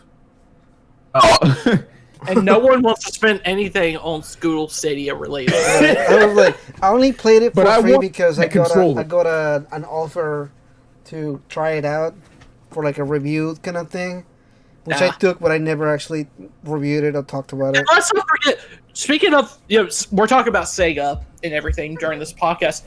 Judgment is not coming on Steam day one. like the other Yakuza games. No, is it Google an Epic Stadia game? exclusive for now. Wait. Back up a little bit. Can you start again? Judgment, the remaster for Judgment, it did not come to Steam. If you're wanting to play it on like anything other than a PS5 or an Xbox, Google Stadia exclusive. Oh, until when? Until when? I don't know. It's going to release on Steam at some point, but apparently like Google gave them some money, and it's only on Stadia right now. Even though none of the other Yakuza games are on Stadia. That's the biggest fail. Up and down and up. Oh That's god, I such love a that fucking intro fail. theme. I'm sorry, Sega, but you do make some weird ass decisions sometimes. But you know, you gotta love that money too. How much money they get? I don't know. I mean, you're talking about the same wait. company that has a subsidiary called Sega Sammy. What the fuck? That sounds like an ice cream. Well, Sega Sammy. They merged with Sammy. Sega Sammy is the name of the company. We know. Yeah, Sega, it sounds like it sounds like an ice cream sandwich. Sega Sammy, the sandwich. But I just wanted to throw that out there because it is the weirdest decision to put that on Stadia. Yeah, it is. But is engine? Which engine do they use in Judgment? The Dragon Engine. Yeah, it uses the same engine Oh, as it doesn't like a use Dragon. Unreal. Yeah, it's No. not, Oh, yeah. It doesn't use turn-based. Unreal? It's not turn-based. No. I'm asking. It doesn't use the Unreal Engine. Oh, fuck if I know. No. doesn't- So ever since Yakuza 6 came out, the games that came out, the Yakuza games that came out after that, which were Kiwami 2, 7, and Judgment, also use that engine. Mm-hmm. And the Dragon Engine is basically, it's a physics engine that's a step up from the one that Kiwami was using, which was Yakuza 5. I was just asking if they were using the Unreal Engine. Because Oh my bad. Sorry, I thought you games- wanted to know what it was. Oh, Oh, my no, god, no, I feel so stupid. Oh no, you're good, man. You're good. The reason why I was asking is if Shin Megami Tensei 5 releases on PC, it will release on the what is that? The games. No. Games. What is that? SMT5's not coming on. No. Listen. What is that? The Epic Store. It's gonna come out on the Epic Store. Yeah, the Epic Games Store. Yeah, because they have the Unreal Engine on, and they will get a cut if they do it there. SMT5's never going to release outside of Nintendo consoles. I don't know. I don't think so. I mean, people think that Nintendo is somehow involved, but I really don't think so. There's nothing pointing out about Dude, it. if people think Atlas are like really hard heads when it comes to like getting their games on all the consoles, talk to fucking Nintendo. At least Sony like has put their first party games on PC right now. Nintendo ain't ever gonna do shit like that. Yeah, but Ever. Nintendo doesn't own it. It's still But trademarked Nintendo- by a Sega. It's not I- owned by Nintendo. Oh, what if there's like something in like their contract or something that says this is only releasing on Nintendo consoles? I don't know. I don't think so. I really don't. I don't know. That's why I never see SMT4 or anything getting re-released outside Nintendo consoles. I'm not gonna lie though, seeing the SMT4 costumes in Persona 5 as DLC feels illegal. So wait, that's illegal. Yeah, like the dude from Halo. Yeah. I don't mean to cut the conversation short, but there's stuff I have to take care of. So is there anything that we gotta I get was done real literally quick? gonna kind of try to wrap it up here. We've been Oh, on okay. live for 3 hours at this point. So thank you everybody for coming by. I don't know Thank if you you, guys have guys. anything to say, talk about. Are we good to go? I'm good. I appreciate being invited on. It was Yeah. it was fun. Oh yeah, This was a trip, man, and I loved it. SMT5 2022, ladies and gentlemen. Yeah. I thought you were gonna say Persona 5 Heart, whatever. What was it? Heart? Persona no, 5 no, no. Dark Switch 2, featuring Paru from the Persona 5 series. There you go. Now we're talking. All right, guys. Thank you so much for coming by. It was fun. I forgot about the demo, so now I have to play the Resident Evil 8 demo. But anyway, yeah. that's pretty much it. Thank you guys for watching. Thank King, you, thanks guys. for coming by. James, thanks for coming by. And Nam, again, thank you for coming by today. Yes, thank you. It was fun to have you guys here. But anyway, all of you guys in the chat, you all have been amazing. So thanks for coming by. And you guys have a wonderful day. I'll see you guys in the next video. See ya. All right, see ya.